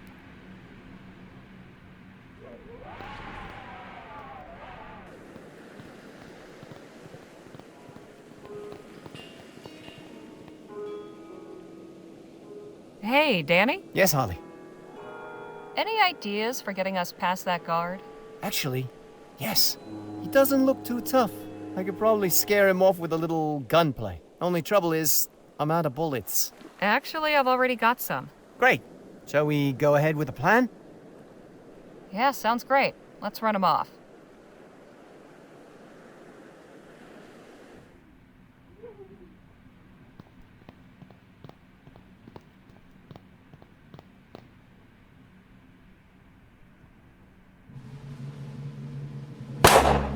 Huh? I don't get paid enough for this.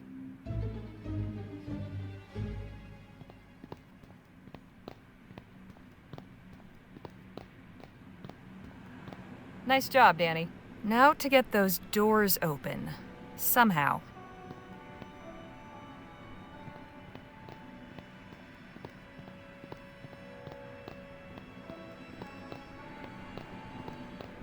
I have a feeling pulling that lever will make something important happen.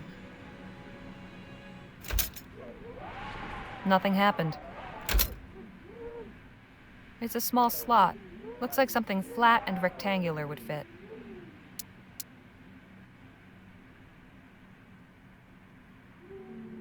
It fits!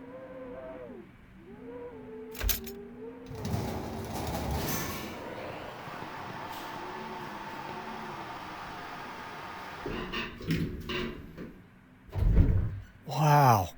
That's something. This is getting stranger by the minute. You're telling me. Better take this card back.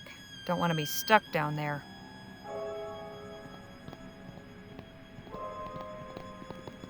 All right, folks. I think this is it. Wherever this takes us, I have a feeling Dr. Clark will be there. But will we be able to come back up once we find him? I sure hope so. Maybe one of us should stay up here, just in case. There's no telling what we'll find down there. We should all stick together. Okay, let's go then.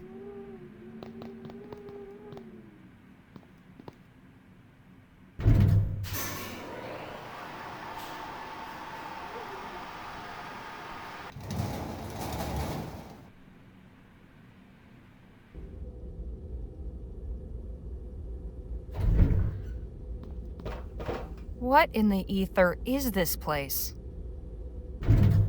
It seems that was a one-way ride. Damn! I knew one of us should have stayed up there. So now we're looking for two things. Clark and the exit.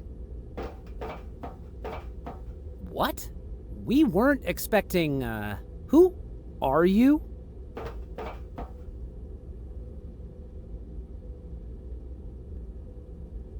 I'm afraid that information is confidential. Oh, sure. If there's anyone who understands confidentiality, it's us down here. I never realized working with Dr. Clark would involve so much secrecy. I see. Could you take us to him? Hang on. You still haven't said why you're here. We've come on General Laporte's orders. Oh, well, why didn't you say so? Right, come with me. Goodness, this place is really something. I'm glad you think so. What's that big glowing thing down there? That's our etheric generator. Powers most everything down here. You get used to the noise. Follow me, please.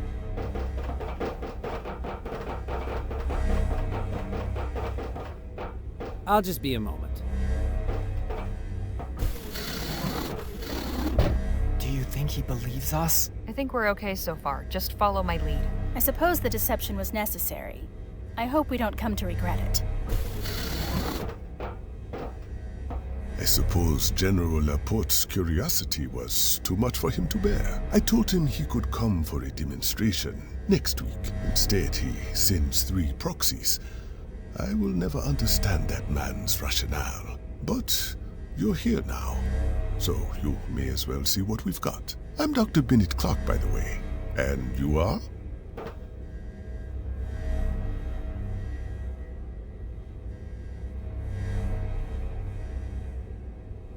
I'm Miss Legere. This is Miss Redbird and Mr. Luo. We are General Laporte's press corps, here to learn about your research. The General wants to inform the press now? Already? After everything we've gone through to keep it quiet. I swear the man changes his mind more often than most change their breeches. All right, let's go have a look at Project Rosewater. I'm afraid the testing chamber only accommodates 4. One of you will have to stay out here with Joshua, but you may observe the test through the window.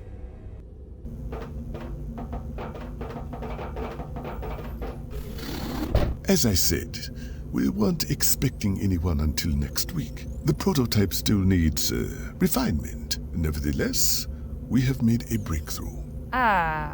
Prototype of what, exactly? You mean the General didn't tell you? Why am I not surprised? There on the tripod, the etheric pistol. The whole purpose and object of Project Rosewater. Juliet, Is the prototype ready for demonstration? I believe so, Doctor. But who are we demonstrating it for? Miss Leger and her companions, the team sent by General Laporte. Now, please, do us the honors. Yes, Doctor.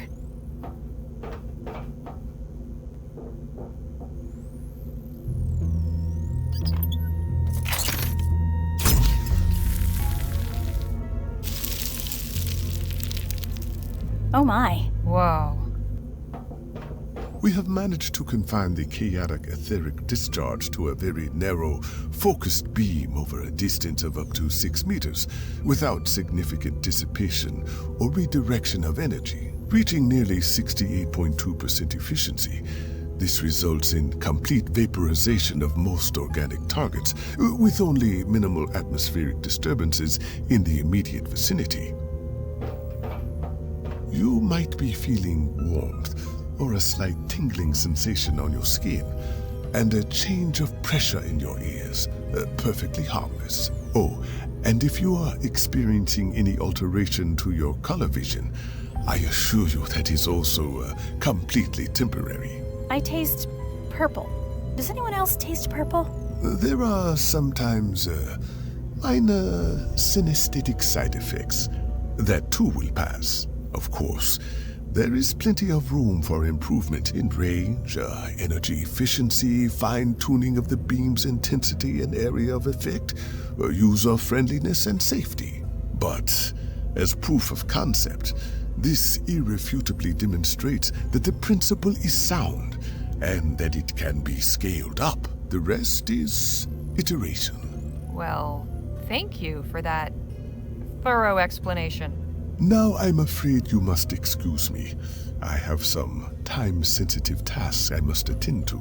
If only I'd been forewarned of your arrival, I might have made arrangements. In any event, if you have questions, I or my assistants can answer them. Just be mindful not to touch anything.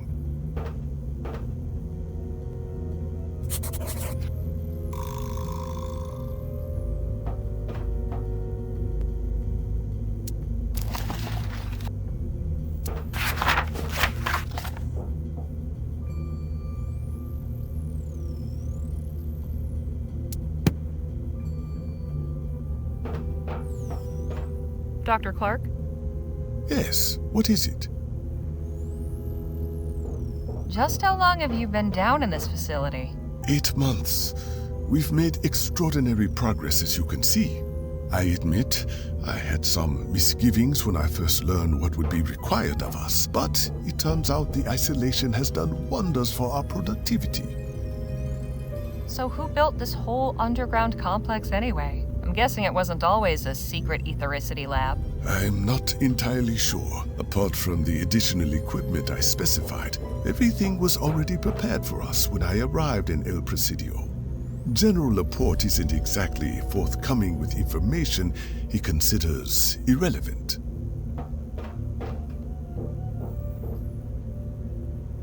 Why did you agree to work on this project? Why?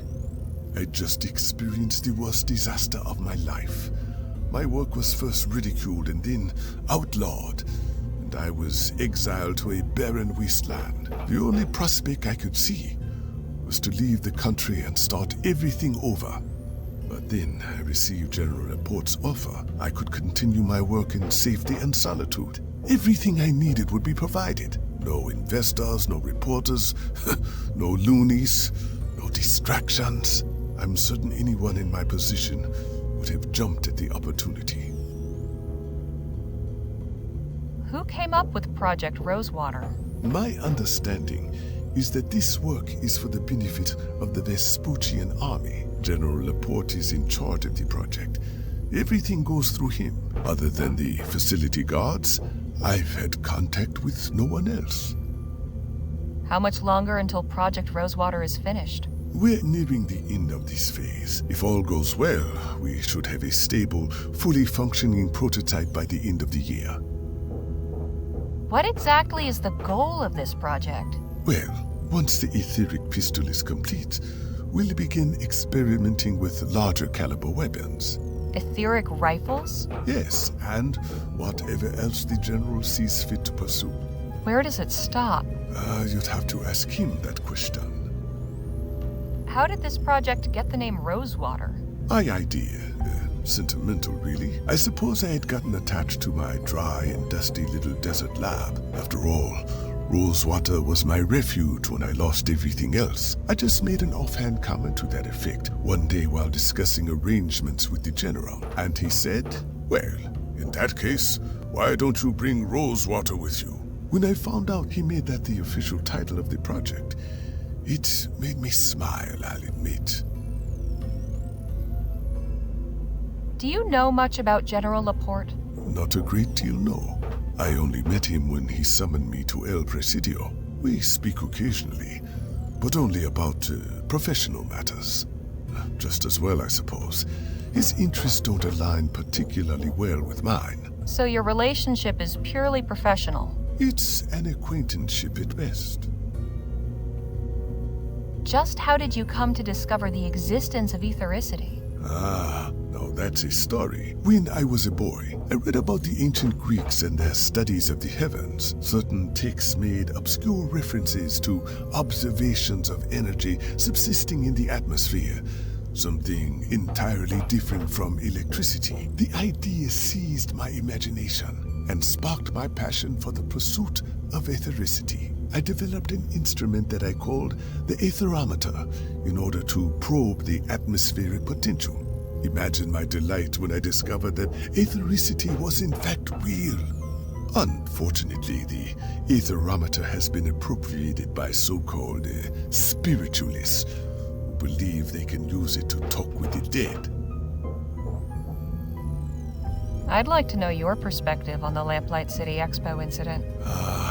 That was a dark day. Everything I worked for came crashing down in a matter of seconds. Being maligned and ostracized was bad enough, but I can still hear the screams of those 15 poor souls. If anything good can be said to have come from that horrible event, it taught me that nothing in this life is guaranteed. What inspired you to become a scientist? Trite as it may sound, I wanted to make the world better. I had a fortunate birth. My parents were able to pay for my studies in Paris, which is where I earned my doctorate in physics. But even as a boy, I still saw plenty of terrible things going on around me. Others seemed not to see, but I did. Upon my return to Vespuccia, I began teaching and conducting independent research. My only explicit goal was to make some sort of discovery or development that would serve the advancement of mankind. I would like to believe I've achieved that. I'll let you get back to it. Thank you. Pardon me. Sorry, can't talk right now. If you've got any questions, ask Dr. Clark. Looks like some demented puzzle box. So this is Project Rosewater. The lab assistant's desk. She's written some notes, but I have no idea what they mean. Flashing lights and other displays. I can't tell if it means something or is just meant to look pretty. Who knows what they keep in there? Not while Clark's around. Hey, Nadine. I never would have guessed a place like this existed if we hadn't seen it with our own eyes. It certainly explains all the stories about strange lights and ghosts. Perhaps the island's reputation was the reason they chose it to house this facility.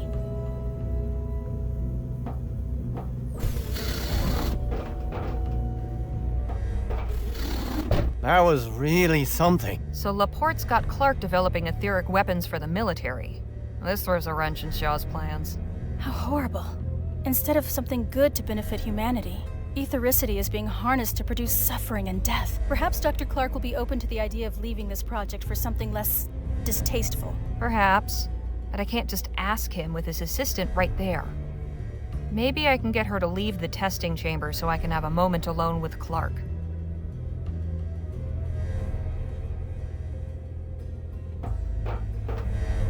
Controls, gauges, and dials. Who knows what they're for? These tomatoes are thriving. Must be all the exposure to ethericity. These tomatoes are...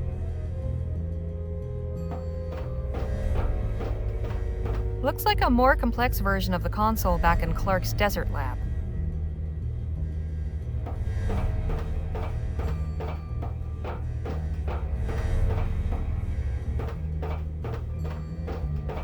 Some kind of little oven for heating food, I think. This thing is in dire need of repairs. A couple of wires from that food heating device.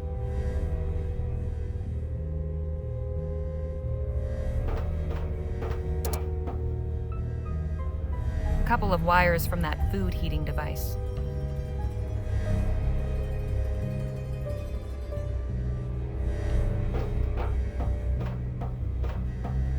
An etheric generator. It's big and loud. There's a card slot next to the door. Seems to be locked.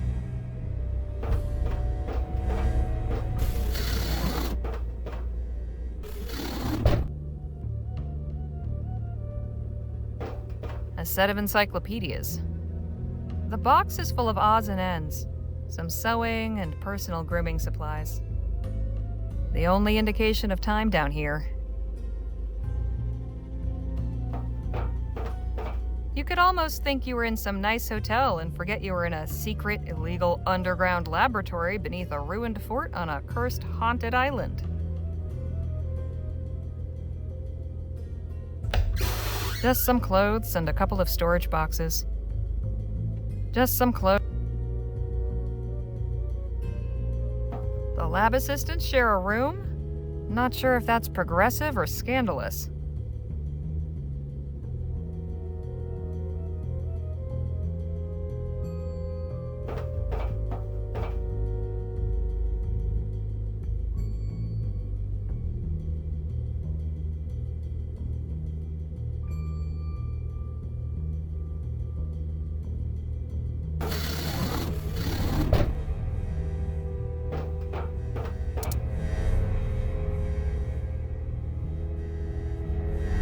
Doesn't fit.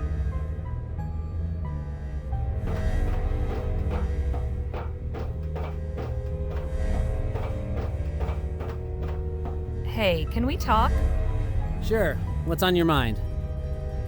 Have you been down here long? About 7 months, I think. Without any sunlight, you really lose all sense of time. Sometimes it feels like decades. No sunlight? You mean you never go outside?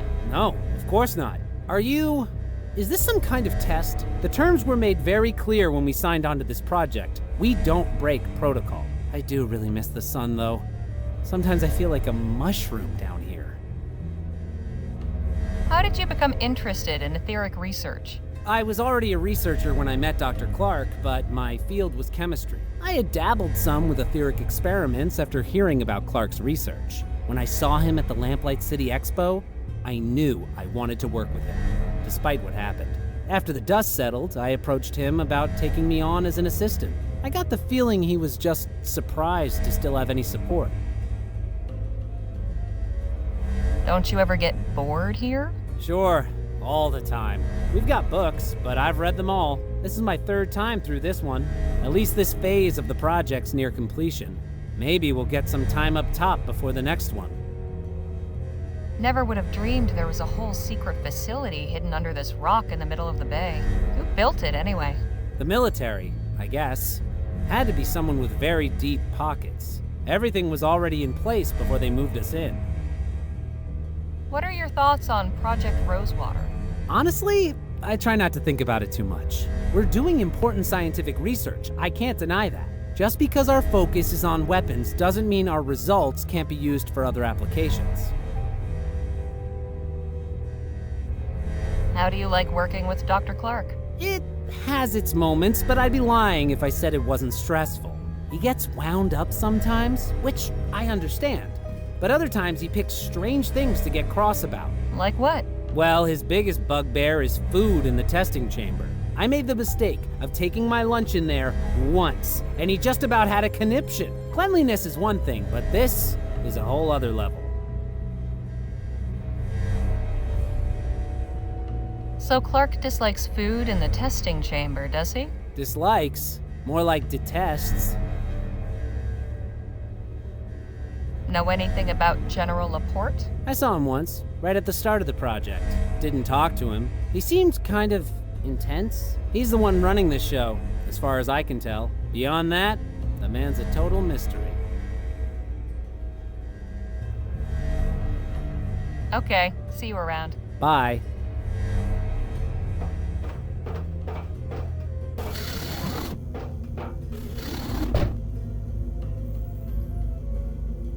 Hey, Nadine.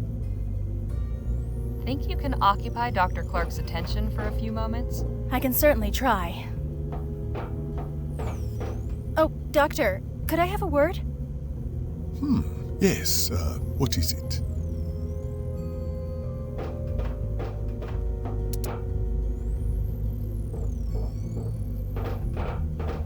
I should wait until she's occupied with the pistol.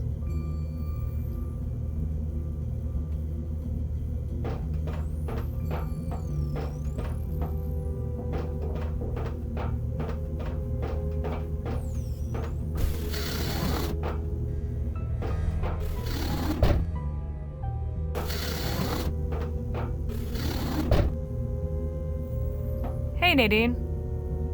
Think you can I can Oh, Doctor.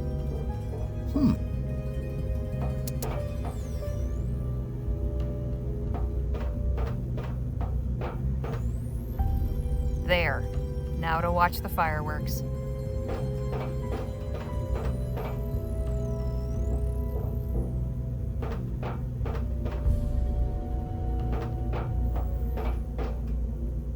What?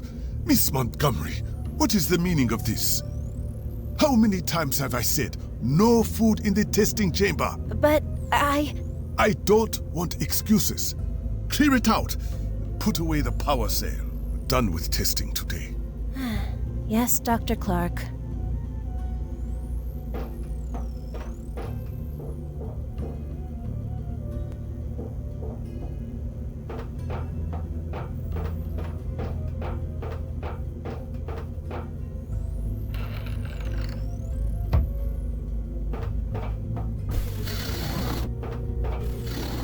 I apologize for that, Miss Leger, but I'm very particular about rules.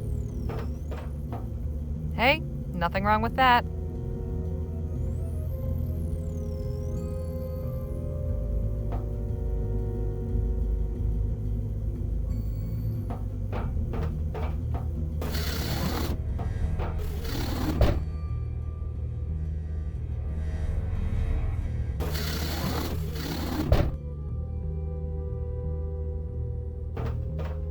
Can we talk? I suppose so. Just how long have you been working down here? Good question. It's difficult keeping track of time. We're in September, right? November, actually. Oh, then it's been longer than I thought. We came down here in March. What sparked your interest in etheric research? I followed Dr. Clark's career from the early days. He was one of the first to begin advancing etheric theory with practical experiments. Not only that, he was getting results. After I graduated from university, I sent him my thesis on the effects of ethericity on plants and animals. I guess that made me one of the few practical researchers out there, too. He wrote back immediately with an offer of employment. How do you keep from getting bored?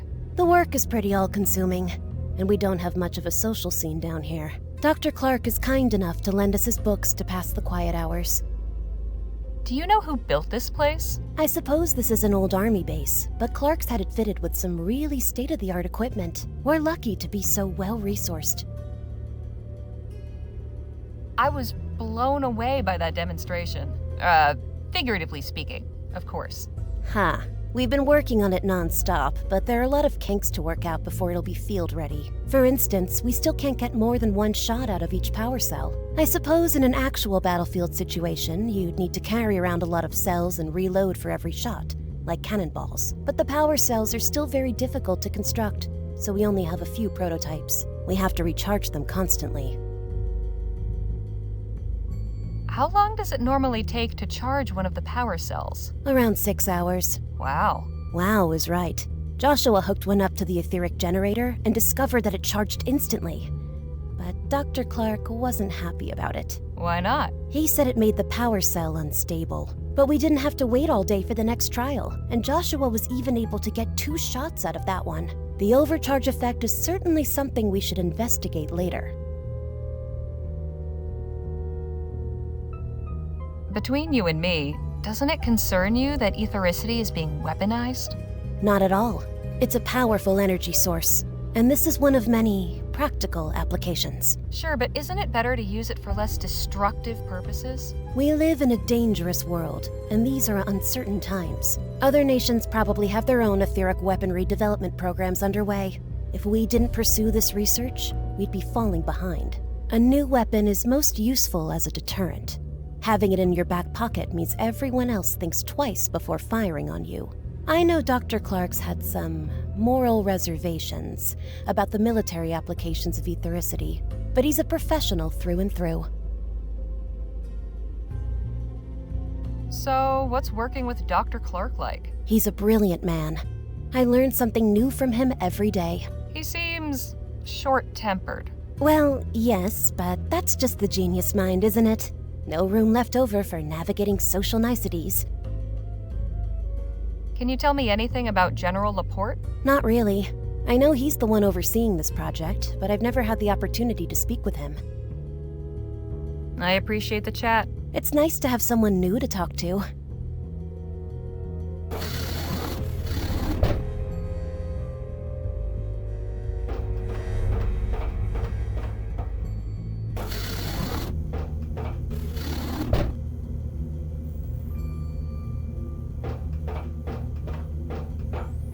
Dr. Clark?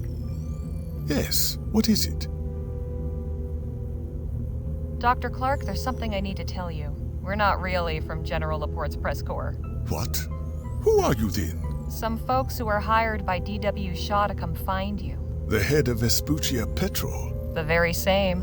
What does she want with me? She wants you to help her company pivot from oil to ethericity. How does she intend to circumvent the ban? She seems to think it'll be lifted soon. Or that she can influence things in that direction. So she would have me work for VP to generate etheric energy for widespread use? As an alternative power source, yes. It might even replace coal and oil someday. Well, that's certainly more appealing than weaponry. But extreme arrangements have been made to develop this project in secret, and at considerable expense, I'm sure. It's not the sort of thing one can just walk away from.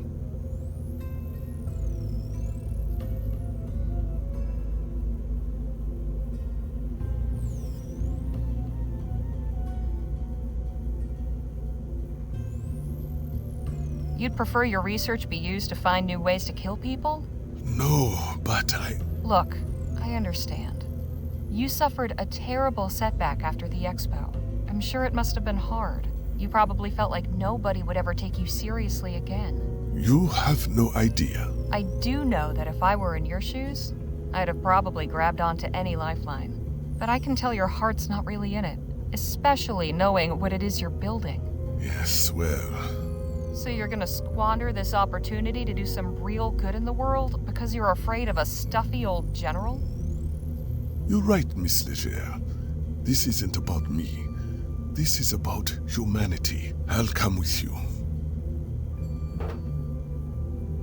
But... oh goodness. How shall we... We need to do this discreetly. My assistants can't know what's going on. I'm going to my quarters to settle some things. Excuse me.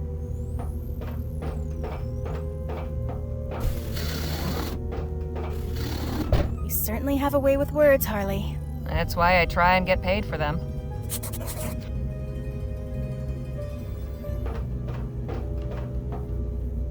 Locked, naturally.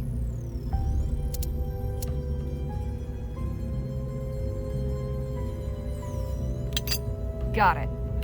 I'm sure they won't miss just one power cell. Or maybe they will. Either way, I've got one now.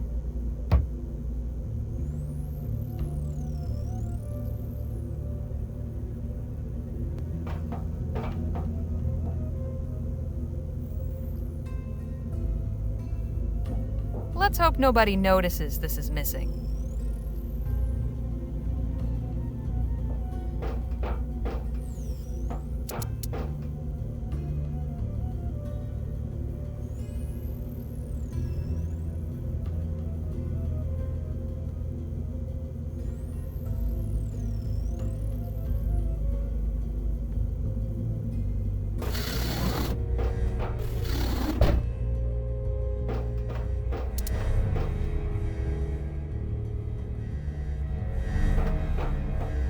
This seems like a good place to attach the wires.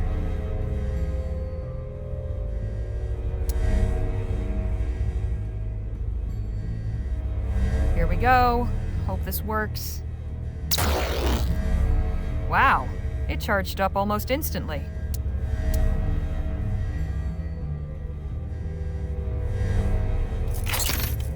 Locked and loaded.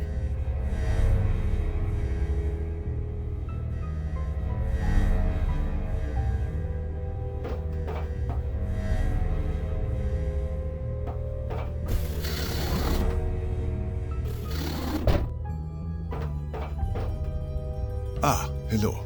I'm just leaving a note for my assistants. Explaining why you're giving them the slip? I feel I owe it to them.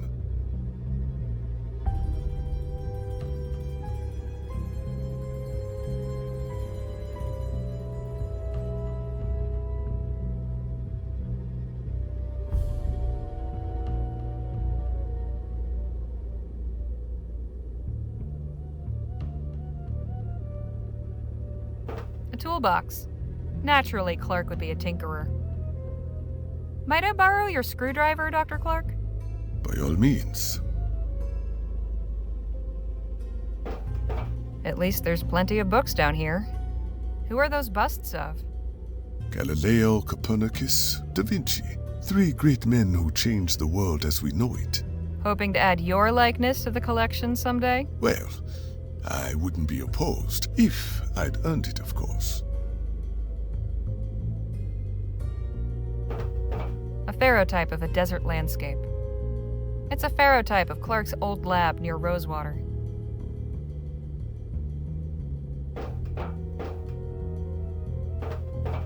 That is one messy desk. What is it they say about desks and minds?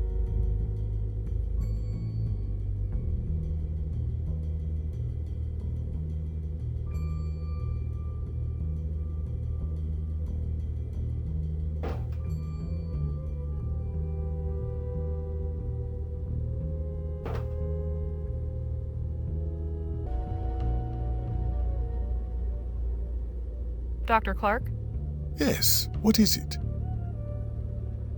So how do we make our escape without alerting your assistants? First things first.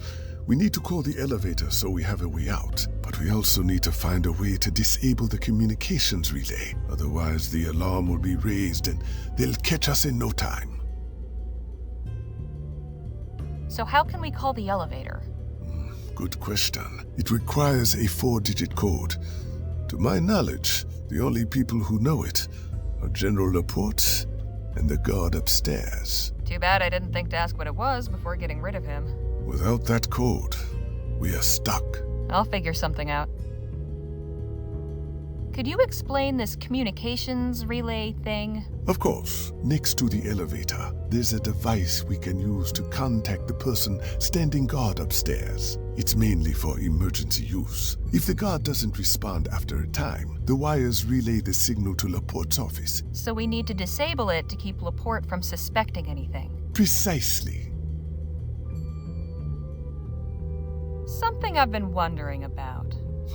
When we first started looking for you, the idea was floated, let's say, that you had a stash somewhere of cash left over from investments in your research that had to be concealed once the work became illegal. Is there any truth to that notion?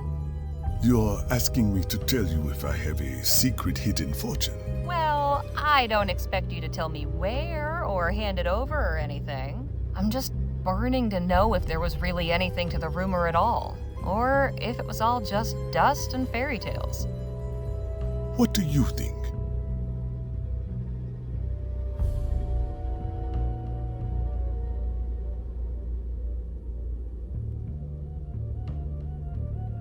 It's gotta be a load of bull. Pretty far-fetched. Still, I've gotta go there and ask the questions, right? That's the only way to get the full story. Did you know that a group of ethericity worshippers flocked to your old lab and set up a commune there? My lab in Rosewater? Yup.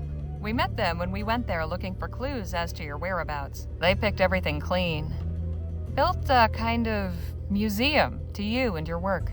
I had no idea, but my work always attracted strange sorts. Curious gawkers would show up now and again, hoping to catch a glimpse of something spectacular, or the angry bereaved, threatening vengeance for the victims of the disaster. It's been quite a relief not having to worry about all that down here.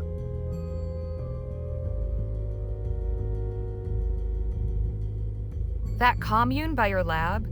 They're from a religious movement calling themselves the Luminarians. Apparently, they believe that the ether is populated by these otherworldly presences called the Luminous Ones, and that you disappeared because you opened up a gateway to the other side of the veil where everything is bliss and peace, and you transcended and became a luminous one yourself. They call you Evocator Bennett, and they think that you were just leading the way for them all to follow somehow and cross over into new lives on the other side. They think that anyone who gets vaporized in an etheric blast also transcends into the ether, and their soul, which looks like a butterfly trapped inside their body, gets freed to fly into this other place while leaving behind the shadow of their mortal shell as a marker. They make what they call soul paintings of people that look like the shadows of the disaster victims, and paint butterfly motifs all over everything to indicate the purity and beauty of a person's true etheric form. Wow. I'll let you get back to it. Thank you.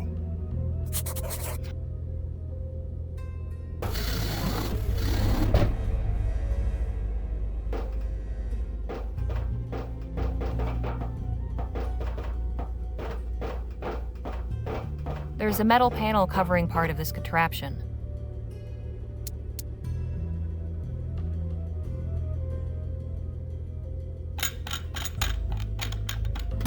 There we go.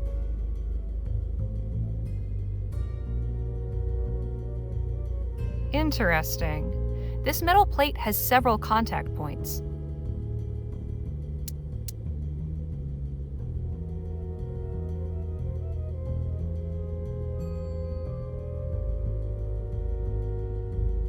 I'd rather not put that on the plate.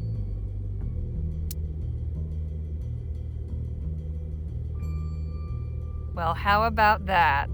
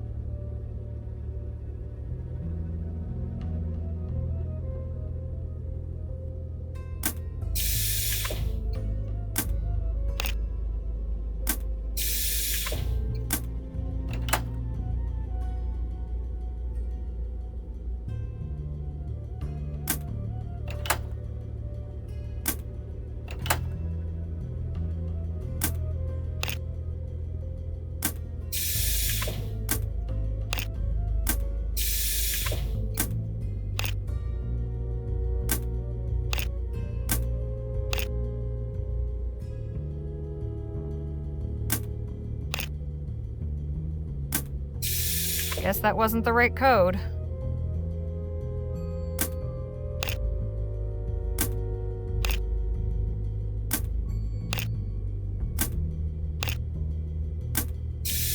Guess that wasn't the right code.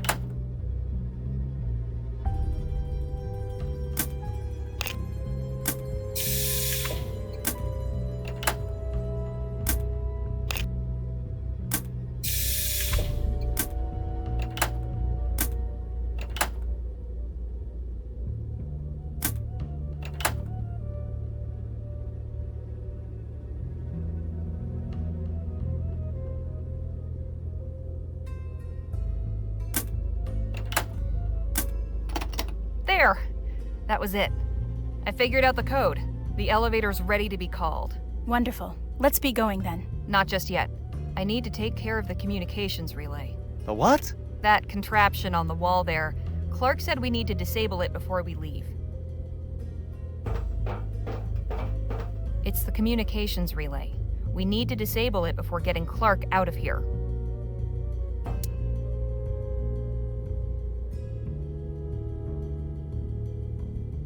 I don't see any screws, and stabbing it won't help.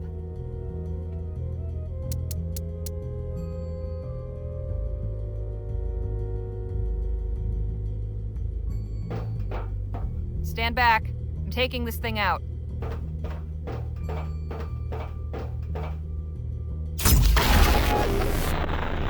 Whoa!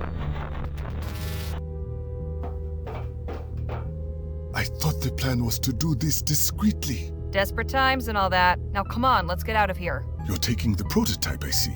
Wait, where did you get a charged power cell? We only charged one up, and we used it in the demonstration. I hooked this one up to the etheric generator. You what? That's incredibly dangerous. That kind of unfiltered surge would leave the power cell completely unstable. Unless it's discharged within the next, 20 minutes. It will explode. Oh, we'll have to worry about that later. Let's get back topside before your assistants figure out what's going on. If that power cell starts glowing white, you had better let me know quick.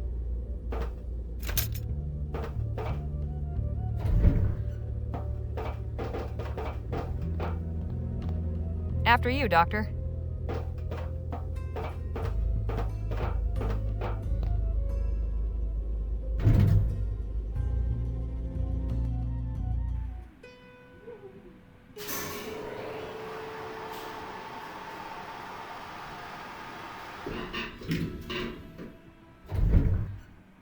Hold it right there. Shouldn't you be cowering under your bed?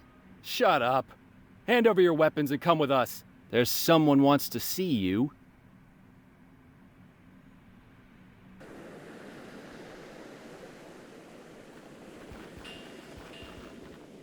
Taking some air, Dr. Clark? Kindly stand over there if you would. You three, up against the wall.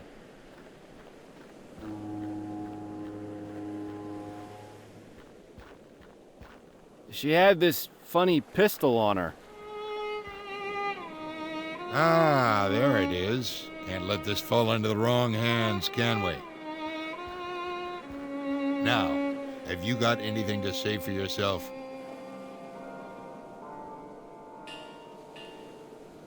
How did you know we were here? I had you followed after our encounter at the Jolly Good Club. You thieves are all the same.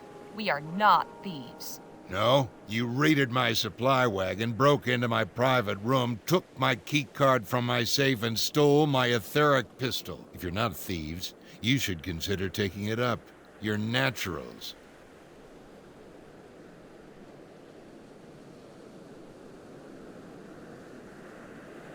We had no idea the wagon was yours. We were only trying to help the Otham right a wrong done to them. Friends to the savages, how noble. It's clear to me you've no idea what you've stepped into. So, who put you up to this?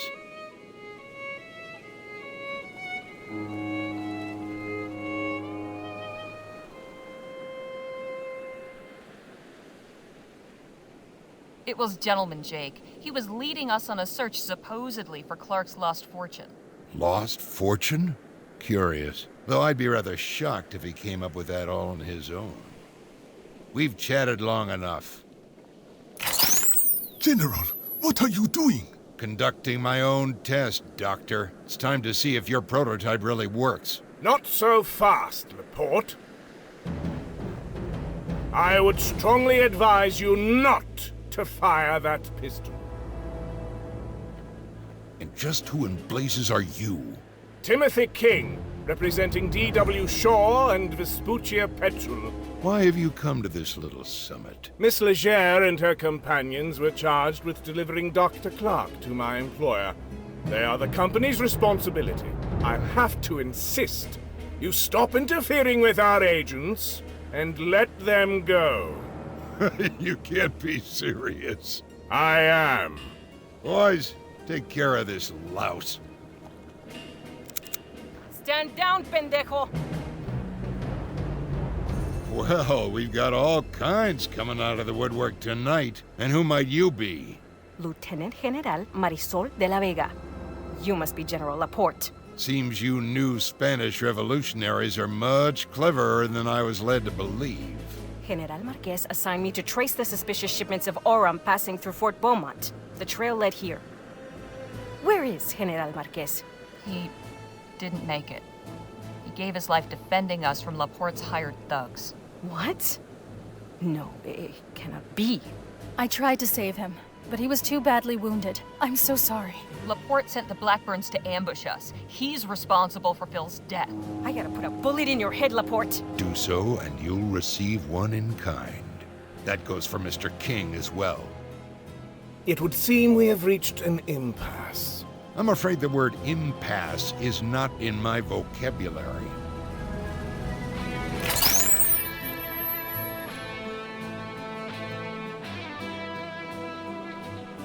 Aren't I entitled to some last words? Yes, I suppose so. Go on, then.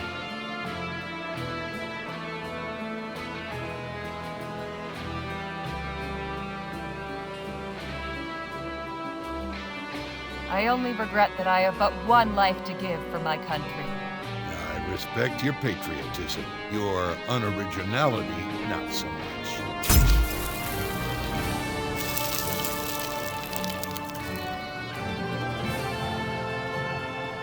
Guess I should have said something else. Let's take that again.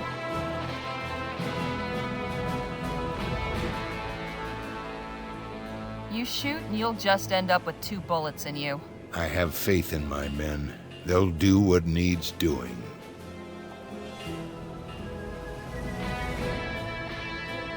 Surely we can reach some kind of agreement.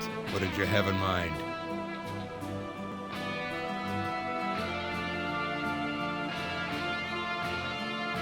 We're about to come into a good deal of money. Name your price. I have no need of your coppers. Besides, my understanding is you'll be paid if you deliver Dr. Clark to Shaw. Needless to say, that is not gonna happen. So no deal.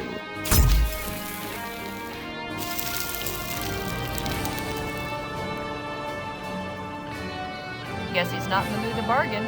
Let's take that again. Surely we can reach some kind of agreement. What did you have in mind?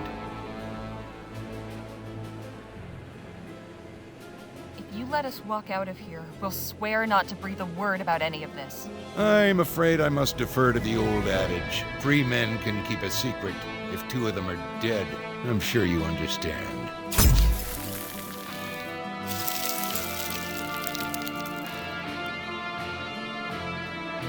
Guess he's not. Let's take that.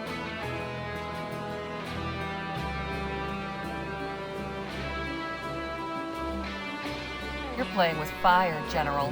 Literally. How do you mean? The power cell in that pistol is unstable. It's about to blow unless it's discharged. I see. Thank you for the warning. Suppose I should discharge it then.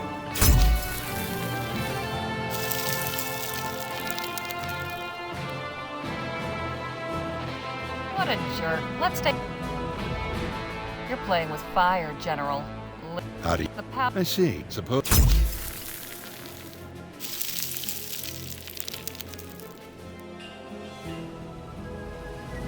Let's take... Surely we can reach some kind of agreement. What did you have in mind? Turn that gun on yourself and shoot. Defiant to the end. In a way, I respect that, but I've had quite enough of you.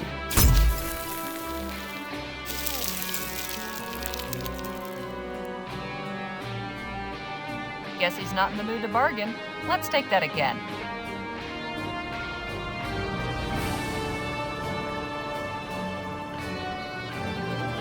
Aren't I entitled to some last words? Yes, I suppose so. Go on, then.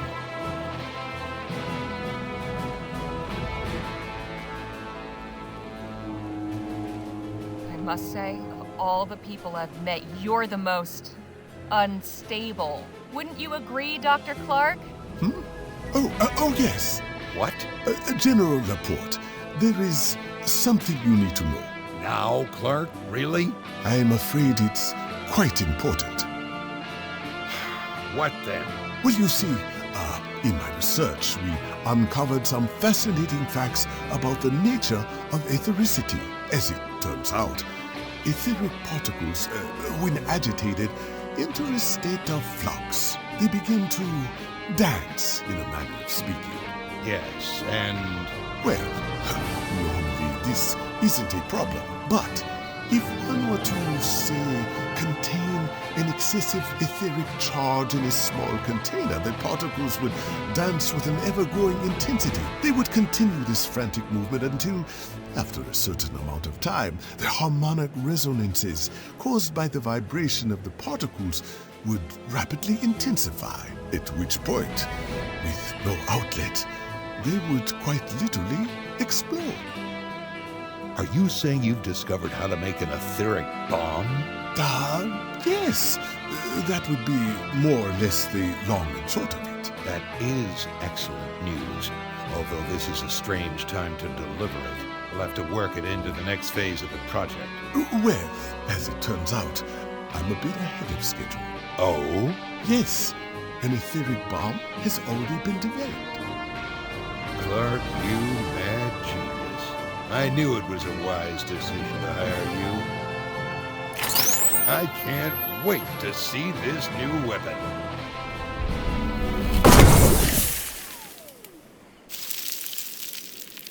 Oh dear. Whoa! Hands up, Coarte! Nice going, Doctor. That was... Oh my. I wasn't sure how much longer I could keep stalling. Let's get off this rock, shall we?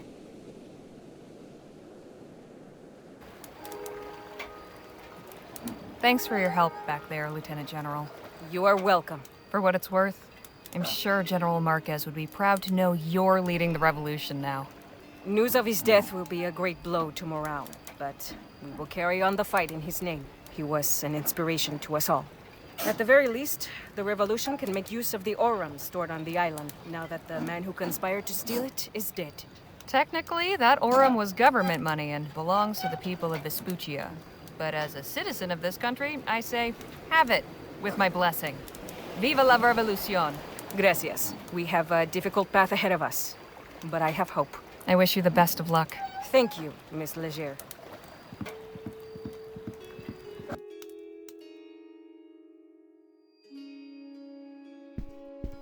We're back, ma'am. I assume everything has been taken care of? All loose ends have been tied. Splendid. Send them in.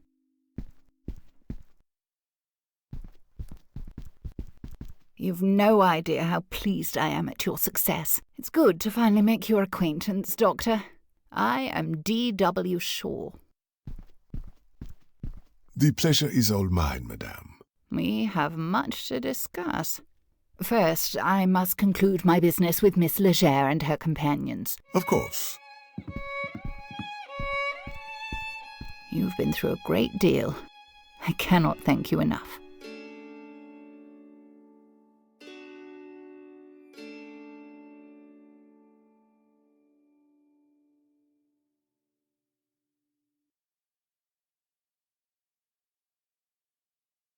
We were almost killed, you know.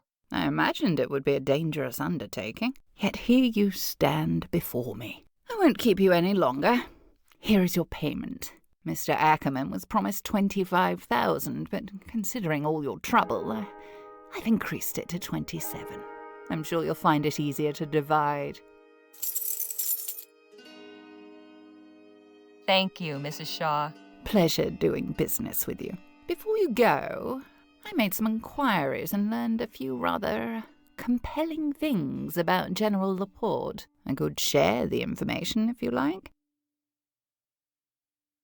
Go on, then. It seems General Laporte was a staunch supporter of Mr. Atwood's trade party, quite vocal about his desire for the advancement of steam tech and etheric research. There were also rumours that he held some more controversial opinions regarding this country's sovereignty. He was a separatist? Apparently so. You think Project Rosewater was meant to arm some kind of etheric revolution? I am merely relaying the information I've learned. Anything beyond that is pure speculation. The only person with knowledge of Laporte's motives is the man himself. And that information died with him. Well, with him gone and the prototype pistol destroyed, whatever plans he had can't come to fruition. For now, yes. But I can tell you one thing about this world. It is rare that one accomplishes anything of note alone. We should get back to our hotel. It's been a long night. Indeed. Goodbye, Miss Leger. I hope you and your friends enjoy the rest of your time in El Presidio. And thank you, Miss Leger. I appreciate your facilitating this new opportunity. Best of luck to you, Dr. Clark. This was all very enlightening.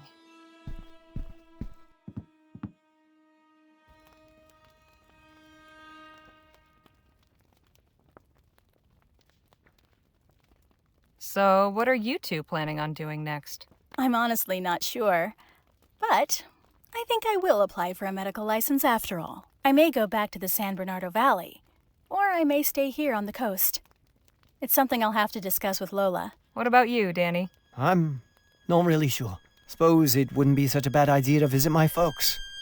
It's been too long. After that, guess I've got to find a new line of work. What about you, Harley? Suppose I'll head back to Rosewater. I've got an article to write after all. And I guess this is goodbye. This is where we part ways, for now. But you know where to find me. And you can be damn sure I'll write back. I'll see you both around. It was a real pleasure traveling with you. So long. Goodbye, Harley.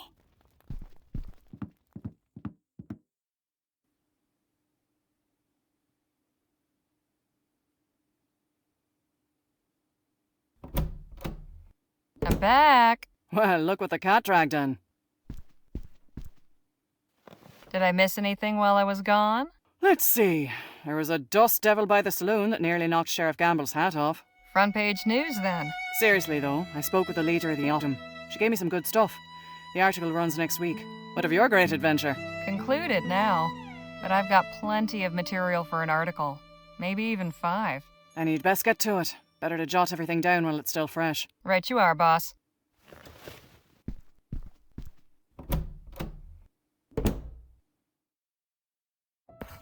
They say the end of every journey marks the beginning of another. If there's any truth to that, this writer hopes the next one is decidedly duller. My companions and I set out from Rosewater and traveled across the Vespuccian frontier, encountering bandits, rebels, visionaries, eccentrics, and many more friends and foes. We were led to believe that our quest was for Dr. Bennett Clark's missing fortune, but as it turned out, we were on the trail of the very man himself. The following is an account of that journey, with no detail spared, no fact left unrelated.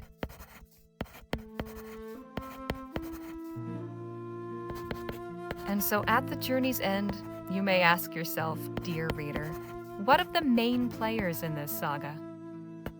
Danny went home to a happy reunion with his parents. He says he's hung up his pistols and retired from gunslinging, with the intent of pursuing a culinary career. I said I'd be a regular if he ever opened a restaurant. I shall have to honor that promise should it come to pass.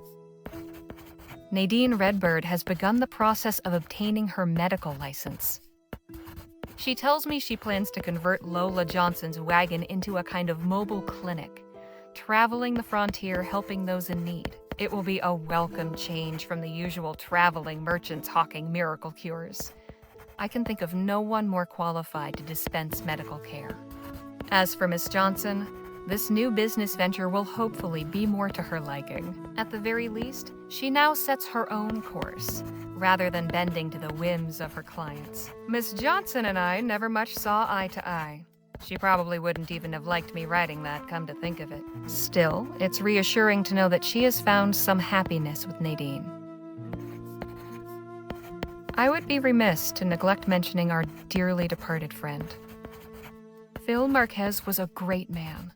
He was always true to himself, cared for those around him, and was just plain fun to be around. I will forever cherish the time I had with him, and I will carry his memory in my heart for the rest of my days.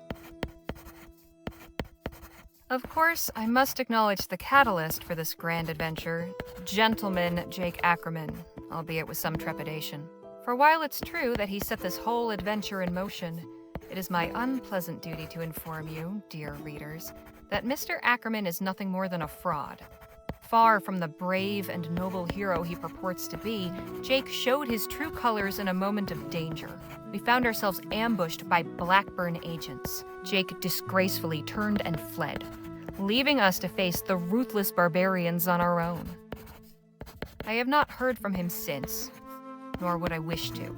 As far as I'm concerned, he could be dead in a ditch or drowned in cheap whiskey in some dark saloon corner. The sooner this fallen star fades from our collective memories, the better we can all sleep. As for Dr. Clark, he seems happy in his new employment at Vespuccia Petrol. I can only hope his contributions to Mrs. Shaw's enterprise offer greater balm to the restless, inventive mind than the manufacture of apocalyptic weaponry. That, dear readers, is the long and the short of it. This was an adventure unlike any other I've been on.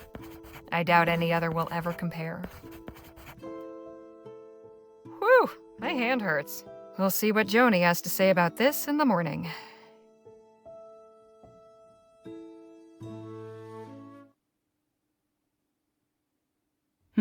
Well, what do you think? You want my honest opinion? Yes, of course I do. It's good. Very good. It's great, actually. There's just no way on God's green earth we can print this. Why not? Secret underground laboratories, government conspiracies, special projects to develop etheric weapons. No one will believe a word of it. Not to mention you name some very powerful and important people who'd have me locked up for libel with a snap of a finger. You're telling me I spent all night writing this article for nothing? No, let's not be hasty. Maybe what you wrote just wasn't what you meant to write. Come again? This story's got everything. Adventure, mad scientists, conspiracies, betrayals. Folk would pay through the nose to read this. If it were a novel. Novel? Sure. All you have to do is change the names, do a little narrative restructuring. You can even say it's based on actual events. That way we're off the hook if anyone's feathers get ruffled. What do you think? A whole book, huh? Trust me, I have a nose for these things. This one smells like a hit. You're sitting on a pile of aurum. All right. I'll do it. Excellent. Now all we need's a title. That's your job, isn't it? Suppose it is. It needs to be something catchy. Something simple yet evocative. Something like...